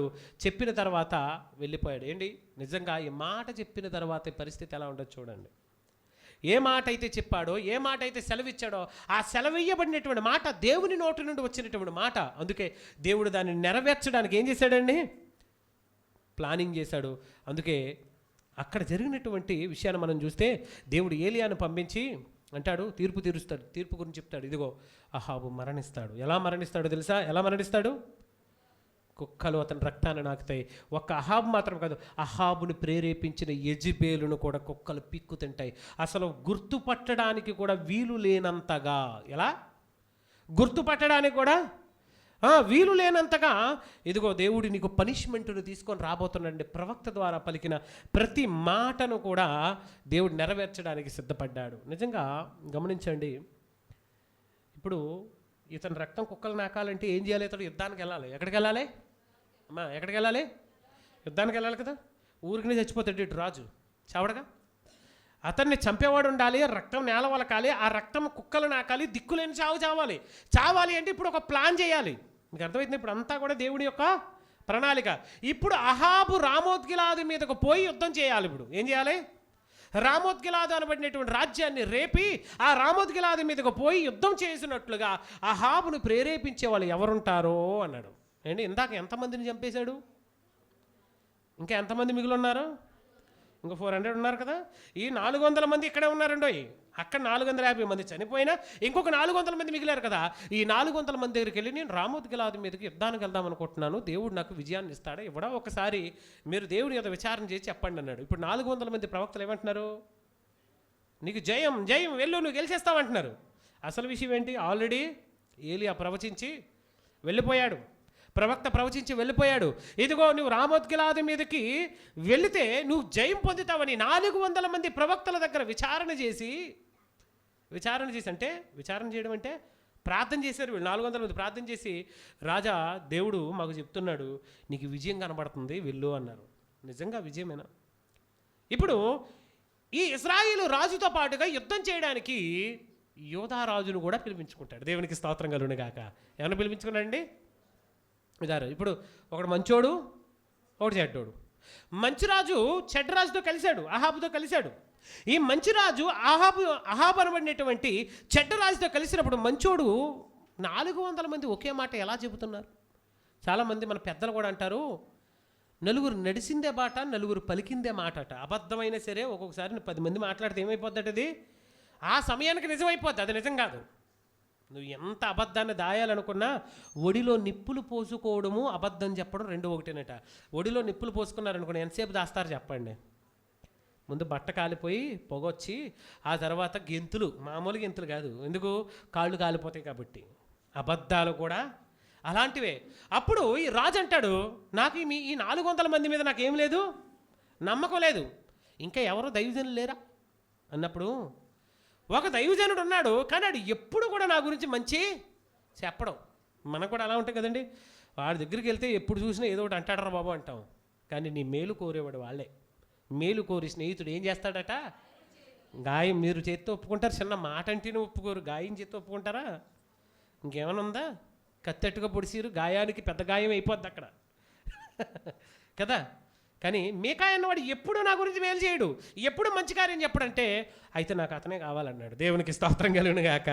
వ్యతిరేకంగా మాట్లాడేవాడే నాకు కావాలి. ఎందుకంటే ఈ 400 మందికి అతడు వ్యతిరేకం. దేవుడు దాచిపెట్టిన 7,000 మంది ప్రవక్తల్లో ఇతడు కూడా ఒక్కడు. దేవునికి స్తోత్రం కలుగును గాక. చాలామంది ఉన్నారు ఇంకా అలా ఒకరు వస్తుంటారు, మనకు కనబడతారు సందర్భాన్ని బట్టి. అప్పుడు ఆ మీకాయ అన్నవాడిని పిలుస్తాడు. మీకాయ రాగానంటాడు, ఇదిగో ఈ 400 మంది అంటున్నారు జయమే అంటున్నారు, నువ్వేమంటున్నావు అంటే, వాళ్ళు చెప్పిన తర్వాత నేను మాత్రం ఏం చెప్తాను, జయమే, వెళ్ళిపోండి అన్నారు. నమ్మట్లా. 400 మంది చెప్పింది నువ్వు చెప్తున్నావంటే ఏదో మతలబ్ ఉంది. అంటే ఎందుకు వచ్చిన బాధ స్వామి, నేను ఏం చెప్పినా అతగాడికి ఏం చేయదు, నచ్చదు. అందుకనే వాళ్ళు వెళ్ళే దారిలో నేనే కూడా నో, దేవుడు నీకు చెప్పినదే నాకు తెలియజేయమని బలవంతం చేసినప్పుడు అప్పుడు మీకాయ సెలవేయడం మొదలెడతాడు. దేవునికి స్తోత్రం కలుగును గాక. ఏం జరిగింది అంటే, పరలోకంలో దేవుడు ఒక మీటింగ్ పెట్టాడట. దేనికోసం? అహాబుని చంపడం కోసం. దేనికోసం మీటింగు? ఇందాక 19వ అధ్యాయం నుంచి చెప్పుకుంటూ వస్తున్నాను. అదే ఏది? అహాబు కోసం దేవుడు చేస్తున్నటువంటి ప్లానింగ్స్ ఇవన్నీ కూడా. అహాబు కోసము దేవుడు చేసినటువంటి ప్లానింగ్స్ ఏంటవి? అక్కడ పరలోకంలో మీటింగ్ పెట్టి ఆ మీటింగ్లో ఏమని చెప్తున్నాడు? అహాబు ప్రవక్తల నోట అబద్ధం చెప్పించి వాడిని యుద్ధానికి పంపించాలి. ఏమంటే దేవుడు వాడు హృదయాన్ని ప్రేరేపిస్తే వెళ్ళిపోడా? నిజం చెప్పండి, వెళ్తా. కానీ దేవుడు అలాంటి పని చేయట్లా. అంతా ఒక ప్రణాళిక ప్రకారం, పద్ధతి ప్రకారం వెళ్ళాలి. దాంతోపాటుగా మరొక ప్రవక్తను అక్కడ లేపాలి. దేవునికి స్తోత్రం కలుగును గాక. అప్పటి వరకు సైలెంట్గా ఉన్నటువంటి మీకాయ అప్పుడు ఉనికిలోకి వస్తాడు. ఎంత అద్భుతం కదా! అంటే 2 రాజ్యాలు కదండి, ఒకటి యూదా రాజ్యము, ఇంకొకటి ఏంటి? ఇశ్రాయేలు రాజ్యము. ఇశ్రాయేలు రాజ్యంలో జరుగుతున్నటువంటి సన్నివేశాలను చూస్తున్నాం మనం. అంటే ఎక్కువ ఈ మొదటి రాజుల గ్రంథం చివరి అధ్యాయాలన్నీ కూడా యహాబు, యెజెబెలు వీళ్ళ చుట్టూనే తిరుగుతుంది. లాస్ట్ చివరి అధ్యాయాలన్నీ కూడా ఈరోజు నిన్న మనం పోయిన వారం చెప్పుకున్నటువంటి సందర్భాలన్నీ కూడా వాళ్ళ చుట్టూనే తిరుగుతున్నాయి. ఆ తర్వాత రాబోయేటువంటి వాటిలో మనం మరొక రాజ్యం గురించి మనం చూస్తాం. ఇక్కడ మీరు చూడండి, అప్పుడు మీకాయ ప్రార్థన చేసినప్పుడు మీకాయకు దేవుడు ఒక దర్శనాన్ని చూపిస్తున్నాడు. దేవుడి సముఖంలోనట అనేక మంది దేవదూతలు వచ్చారు, అనేక మంది దూతలు. ఆ దూతలలో దుష్టులు ఉన్నారు, మంచోళ్ళు ఉన్నారు. వచ్చి దేవుడు ఒక ప్రపోజల్ పెట్టాడు. ఏమని? అహాబుని పెళ్లి చేసుకునే వాళ్ళు ఎవరో అన్నాడు. అంతేనా? ఏటా ప్రపోజల్ అంటే అహాబు చంపేలా, చచ్చిపోయేలాగా ప్రేరేపించేవారు ఎవరు అన్నారు. అంటే ఒక ఆత్మ వచ్చి దేవుడితో అంటుంది, నేను ఇలా చేస్తాను అంటే, అబ్బే పని అవదు పో అన్నాడు. మరొక ఆత్మ వచ్చింది, నేనైతే ఇలా చేసి అతన్ని యుద్ధాన్ని పంపిస్తానంటే, నీ వల్ల కూడా పని అవదు పో అన్నాడు. అప్పుడు ఒక ఆత్మ దేవుని సన్నిధికి వచ్చి అంటది, నేను అతని ప్రవక్తల నోట అబద్ధమాడు ఆత్మగా ఉందునని చెప్తాను. ఏమంటదా? అబద్ధమాడు ఆత్మ అంటే అప్పుడప్పుడు మీరు అబద్ధాలు ఆడుతున్నారంటే ఒక ఆత్మ వచ్చి మీలో దూరిపోయిందని అర్థం. దేవునికి స్తోత్రం కలుగును గాక. ఏ ఆత్మ కాదా తాతజీ? నవ్వుతున్నవే. నిజంగానే అబద్ధమాడేటువంటి ఆత్మలు చాలా తిరుగుతుంటాయి మన మధ్య. ఏంటి ఇలా అబద్ధాలు ఆడడానికి గల కారణం ఏంటి చెప్పండి? ఒక ఆత్మ వచ్చి వెరపించింది. దేవుని ఎదురుడు ఒక ఆత్మ వచ్చి దేవుని దగ్గర అంటుంది, నేను అబద్ధమాడు ఆత్మగా ఉంటానంటే ఏమని చెబుతావు అంటే, రాజా నీకు జయము, నువ్వు వెళ్ళు అని మేమందరి నోట కూడా, నేను అందరి నోట కూడా అబద్ధమాడే ఆత్మగా ఉంటాను. అప్పుడు రాజు ఆ మాట విని ఎక్కడికి వెళ్ళిపోతాడు? యుద్ధానికి వెళ్ళిపోతాడు. అప్పుడు యుద్ధంలో రాజు చచ్చిపోతాడు అని ఆత్మ చెప్పినప్పుడు దేవుడు అంటే, సరే నువ్వు చెప్పిన సలహా అయితే బాగుంది, డైరెక్ట్గా వాడిని ప్రేరేపించకుండా వారి ప్రవక్తల చేత వాడిని ప్రేరేపించి ఏం చేయాలి? ఇప్పుడు యుద్ధానికి పంపించాలని అహాబు ప్రవక్తను ప్రేరేపించడానికి 400 మందికి ఆ అబద్ధమాడు ఆత్మ వారి మీదకి వచ్చినట్లుగా మనము దైవ గ్రంథంలో చూస్తున్నాం. దేవునికి స్తోత్రం కలుగును గాక. రాజా, దేవుని సన్నిధిలో నేను దీన్ని చూశాను, నీ ప్రవక్తలందరూ కూడా ఏం చెప్తున్నారు? అబద్ధం చెబుతున్నారు. ఎప్పుడైతే అబద్ధం చెబుతున్నారు అని చెప్పారో వెంటనే ఏంటి, ఈ ప్రవక్తల్లో పెద్ద ప్రవక్త ఉంటాడు కదా, లేచి ఏమంటున్నాడు? నీతో మాట్లాడడానికి యెహోవా ఆత్మ నీ దగ్గరకు వచ్చింది, దుష్టాత్మ మా దగ్గరకు వచ్చిందా అని ఏం చేశాడండి? కొట్టేశాడండి. టాపర్ కొట్టేశాడు. ఒకటి మేము 400 మంది అబద్ధం చెప్తున్నావు, ఒక్కడవే నిజం చెప్తున్నావా అని. నిజం అప్పుడప్పుడు మనం అనుకుంటాం కదండి. ఏంటి, నలుగురు నడిచినంత మాత్రం బాట అయిపోదు, నిజం ఎప్పటికీ నిజమే. అందుకే అప్పుడు అంటాడు, తీసుకెళ్ళి చీకటి గదిలో బంధించండి, చప్పని ఆహారం పెట్టండి, మేము రాజ్యాన్ని జయించి మరలా వచ్చేంతవరకు అతన్ని చీకటిలో పెట్టన్నాను. అప్పుడు అంటాడు, రాజా నువ్వు వెళ్తావు కానీ తిరిగి రావు అంటాడు. నువ్వు వెళ్తావు యుద్ధానికి కానీ నువ్వు తిరిగి రావు. ఏ నాబోతు ద్రాక్ష తోట నిమిత్తమైతే నాబోతుని చంపించి అతని రక్తాన్ని కుక్కలు నాకే విధంగా చేసావో అలా ఆగునని నీ పరిస్థితి కూడా జరుగుద్ది అని అతడు చెప్పిన తర్వాత ప్రియమైన వారు వీరు యుద్ధానికి వెళతారు. యుద్ధానికి వెళ్ళి అహాబు మారు వేషం వేసుకొని వెళ్తాడు, ఎందుకంటే చచ్చిపోతాడని చెప్పారు కదా. చెప్పిన తర్వాత ఎక్కడో ఒక మూలన ఏముంటుంది? భయం అయితే ఉంటుంది. అంటున్నాడు, ఇదిగో నేను చెప్పాను కదా, వీడు చెప్తే అన్నీ నా పక్షాన్ని ఏం చెప్తాడు? ఎప్పుడు కూడా కీడే చెప్తాడు కానీ మేలు చెప్పడని చెప్పాను కదా అని. సరే ఒక పని చేద్దాం, నేను మారు వేషం వేసుకొని యుద్ధంలోకి వెళ్తాను అని ఇతడు మారు వేషంలో వెళ్తున్నాడండి. అంటే యూదారాజుతో పాటుగా ఇజ్రాయెల్ రాజు కూడా ఏం చేస్తున్నాడు? మారు వేషం వేసుకొని వెళ్ళినప్పుడు పొరపాటున చూడండి, దేవుడు చేసే క్రియలు ఎలా ఉంటాయంటే, మారువేషం వేసుకున్నప్పుడు ఎవడో సైనికుడు అనుకుని వాడు గురు చూడకుండా మామూలుగా ఇలా వదిలేసాడండి. ఒక బాణం వదిలేస్తే ఆ బాణం తిరిగి వెళ్ళి ఎవడో తెలిసింది? ఇంకా ఎవరో చావలేదు. మొట్టమొదట బాణమే ఎవరికి తగిలేసింది? టార్గెట్ ఎవరు ఇక్కడ? దేవుడు టార్గెట్ ఎవరు? అహాబ్ మాత్రమే, మిగిలిన వాళ్ళు టార్గెట్ కాదు. గమనించండి, అవతలు వచ్చేటువంటి రాజు వాళ్ళ నోట్లో కూడా దేవుడు దూరి ఏమంటున్నాడు తెలుసా? అరే వస్తున్నప్పుడు 2 రాజులు వస్తున్నారు, అందులో అహాబును మాత్రమే మీరు ఏం చేయండి, మిగిలిన ఇంకో రాజు ఉన్నాడా వాడిని ఏం చేయకండి, వాడు రాజ్యాన్ని ఎంచుకొని వదిలేయండి అన్నారు. అంటే అవతలోళ్ళు కూడా ఎవరి మీద కక్ష పెట్టి వచ్చారు? అంటే గురి చూడకయే వదిలిన బాణం అహాబుకు తగిలినప్పుడు అహాబు శరీరంలోంచి వచ్చినటువంటి రక్తము కారుతున్నప్పుడు, ఆ యొక్క రథం మీద అతడు కూలిపోతే ఆ రక్తం కారుతున్నప్పుడు ఆ రక్తాన్ని కుక్కలు వచ్చి నాకినట్లుగా వాక్యం సెలవిస్తుంది. అక్కడ ఇచ్చినటువంటి ప్రవచనము ఇక్కడ నెరవేర్పు. దేవునికి స్తోత్రం కలుగునుగాక. దీనికోసం ఎన్ని అధ్యాయాలు నడుపుకుంటూ వచ్చాడు దేవుడు? ఈ ఒక్క ప్రవచనం కోసం ఎన్ని అధ్యాయాలండి? అంటే దేవుడు తన ప్రణాళికను నెరవేర్చడానికి, దుష్టులను శిక్షించడానికి కొన్నిసార్లు ప్రపంచ గతులను మార్చేస్తాడు. దేవునికి స్తోత్రం కలుగునుగాక. రాజులను దింపేసి పెంట మీద ఉన్నటువంటి బేదలను పైకెత్తువాడు ఆయన. దేవునికి మహిమ కలుగునుగాక. అలాంటి పరిస్థితిని మనం ఇక్కడ చూస్తున్నాం. ఇక్కడ రెండవ రాజు అయినటువంటి, అతనితో పాటు వచ్చినటువంటి రెండవ రాజు పేరు యెహోషాపాతు. ఎవరతను? యెహోషాపాతు మంచివాడు, కానీ ఏం చేస్తాడు? దుష్టునితో కలియడం వలన యెహోషాపాతు కూడా ఆ యుద్ధంలో పాల్గొవలసి వచ్చింది. ఏండి, మొన్న ఒక ట్రీటీ జరిగింది, మీ అందరికీ తెలియాలి ఈ విషయం. మొన్న ఒక ట్రీటీ జరిగింది. యుఏఈ, అరబ్ కంట్రీస్ ఉన్నాయి కదండి, ఈ దుబాయ్, ఎమిరేట్స్, వీళ్ళందరూ కూడా పాకిస్తాన్తో ఒక ట్రీటీ చేసుకున్నారు. ఏమని? దుబాయ్ మీద ఎవరైనా యుద్ధం చేస్తే, యుఏఈ మీద ఎవరైనా యుద్ధం చేస్తే అది పాకిస్తాన్ మీద యుద్ధం జరిగినట్టే. దుబాయ్ మీద ఎవరైనా ఫైట్ చేస్తే పాకిస్తాన్ కూడా ఆ ఫైట్లో పాల్గొవాలని ఒక ట్రీటీ చేసుకున్నారు. నిజంగానే ఇరాన్ దుబాయ్ కంట్రీ మీద బీభత్సమైనటువంటి మిసైల్ కురిపించిందండి. మీకు తెలుసు, ఆయిల్ మనకు రేట్లు పెరిగిపోవడానికి కారణం అదే. ఇప్పుడు యుద్ధానికి ఎవరు రావాలి చెప్పండి? పాకిస్తాన్ రావాలి కదా. కానీ పాకిస్తాను ఇరాన్ ఇద్దరు దోస్తీలు మళ్ళీని. అంటే యువతలు చూస్తేనేమో అగ్రిమెంట్ చేసుకునేటువంటి మిత్రుడు, అవతల చూస్తేనేమో ఎప్పటి నుంచో ఉన్నటువంటి మిత్రుడు. ఇప్పుడు మధ్యలో కక్కలాక మింగలాక పాకిస్తాన్ ఇరుక్కుపోయిందండి. మొన్న మధ్యాహ్నం అదే వార్తలు. అర్థమైంది మీకు? ఇప్పుడు ఇండియా వెళ్ళి పాకిస్తాన్ మీద యుద్ధం చేసింది అనుకోండి, పాకిస్తాన్ మీద యుద్ధం చేస్తే దుబాయ్ వచ్చి వాళ్ళకి సపోర్ట్ చేయాలి. ఇంతకీ దుబాయ్ మనకి మిత్రులు. ఇప్పుడు మనం వాళ్ళ మీద బాంబులు వేసిన దుబాయ్ మీకు మాకు సంబంధం లేదన్నది మొన్న. ఇంక అర్థమైంది పాయింట్. అంటే ఎన్ని అగ్రిమెంట్స్ చేసుకున్నా దేవుడు ఏం చేస్తాడు? ఆ అగ్రిమెంట్స్ని టైం వచ్చినప్పుడు కట్ చేసి పాడేస్తారు. మీకు అదే చెప్పాలనుకుంటున్నాను. ఇక్కడ కూడా అదే జరిగింది. యెహోషాపాతు అతనితో పాటుగా చేసుకునేటువంటి అగ్రిమెంట్ని బట్టి, నియమ నిబంధనలను బట్టి యుద్ధానికి వెళ్ళాడే కానీ యెహోషాపాతుకి ఇష్టం లేదు. దేవుడు వద్దన్నప్పుడు మనం వెళ్తున్నాం, అది మనకు మంచిది కాదు అని చెప్పిన వారించిన మారువేషం వేసుకొని వెళ్ళాడే తప్ప యుద్ధాన్ని అతడు ఏం చేయలేకపోయాడు, ఆపలేదు. అందుకే ప్రియమైన వారలారా, యెహోషాపాతు మంచివాడుగా మనం చూస్తాం, కానీ అనవసరమైన వారితో, దుష్టులతో స్నేహం చేయడం వలన ఈరోజు అతనిని గురించి కూడా మనం చెడ్డగా చెప్పుకోవాల్సిన పరిస్థితి. అందుకే మన సహవాసం ఎలాంటి వారితో ఉన్నది, మన పరిస్థితి ఎలాంటి వారితో మనం తిరుగుతున్నామో ఒక్కసారి మీరు ఆలోచించండి. ఈ యొక్క అధ్యాయాలన్నీ కూడా మనకు చెబుతున్నటువంటి ఒక అద్భుతమైనటువంటి విషయాన్ని నేను షార్ట్కట్లో చెప్తాను. 18వ అధ్యాయంలో మనము కర్మేలు పర్వతం దగ్గర యెహోవాయే నిజమైన దేవుడని మనం తెలుసుకున్నాం.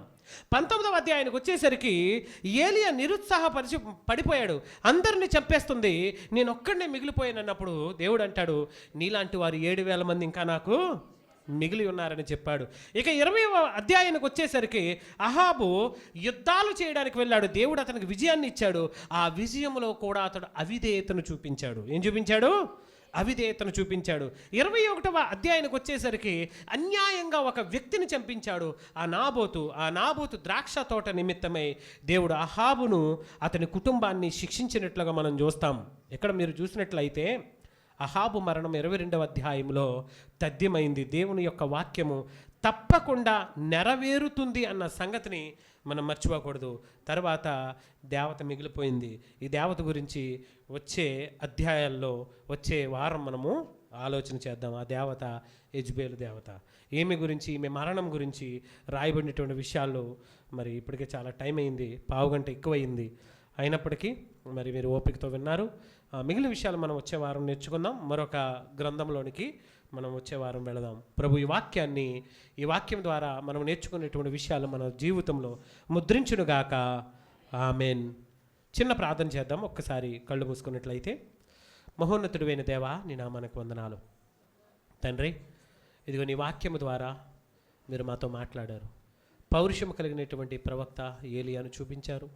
అతన్ని వెంబడించినటువంటి ఎలీషా సమస్తాన్ని విడిచిపెట్టి వచ్చిన ఆ ప్రవక్తను కూడా మీరు చూపించారు. నాబోతు ద్రాక్ష తోట విషయమై తండ్రి ఇదిగో అతన్ని చంపించినటువంటి అహాబు యొక్క మరణాన్ని కూడా మాకు చూపించారు. మేము నిర్లక్ష్యంగా లేకుండా నీ మాటను విని లోబడేటువంటి భాగ్యం మాకు దయచేయండి. ఈ వాక్యం ద్వారా మేము నేర్చుకున్న ప్రతి విషయాన్ని విడిచిపెట్టకుండా విశేషమైన జాగ్రత్తను కలిగి మేము జీవించడానికి సహాయం దయచేయమని లైవ్ని వీక్షిస్తున్నటువంటి మీ బిడ్డలందరినీ మీరు జ్ఞాపకం చేసుకోమని యేసయ్య నామములో ప్రార్థన అడుగుచున్నాము తండ్రి. ఆమేన్.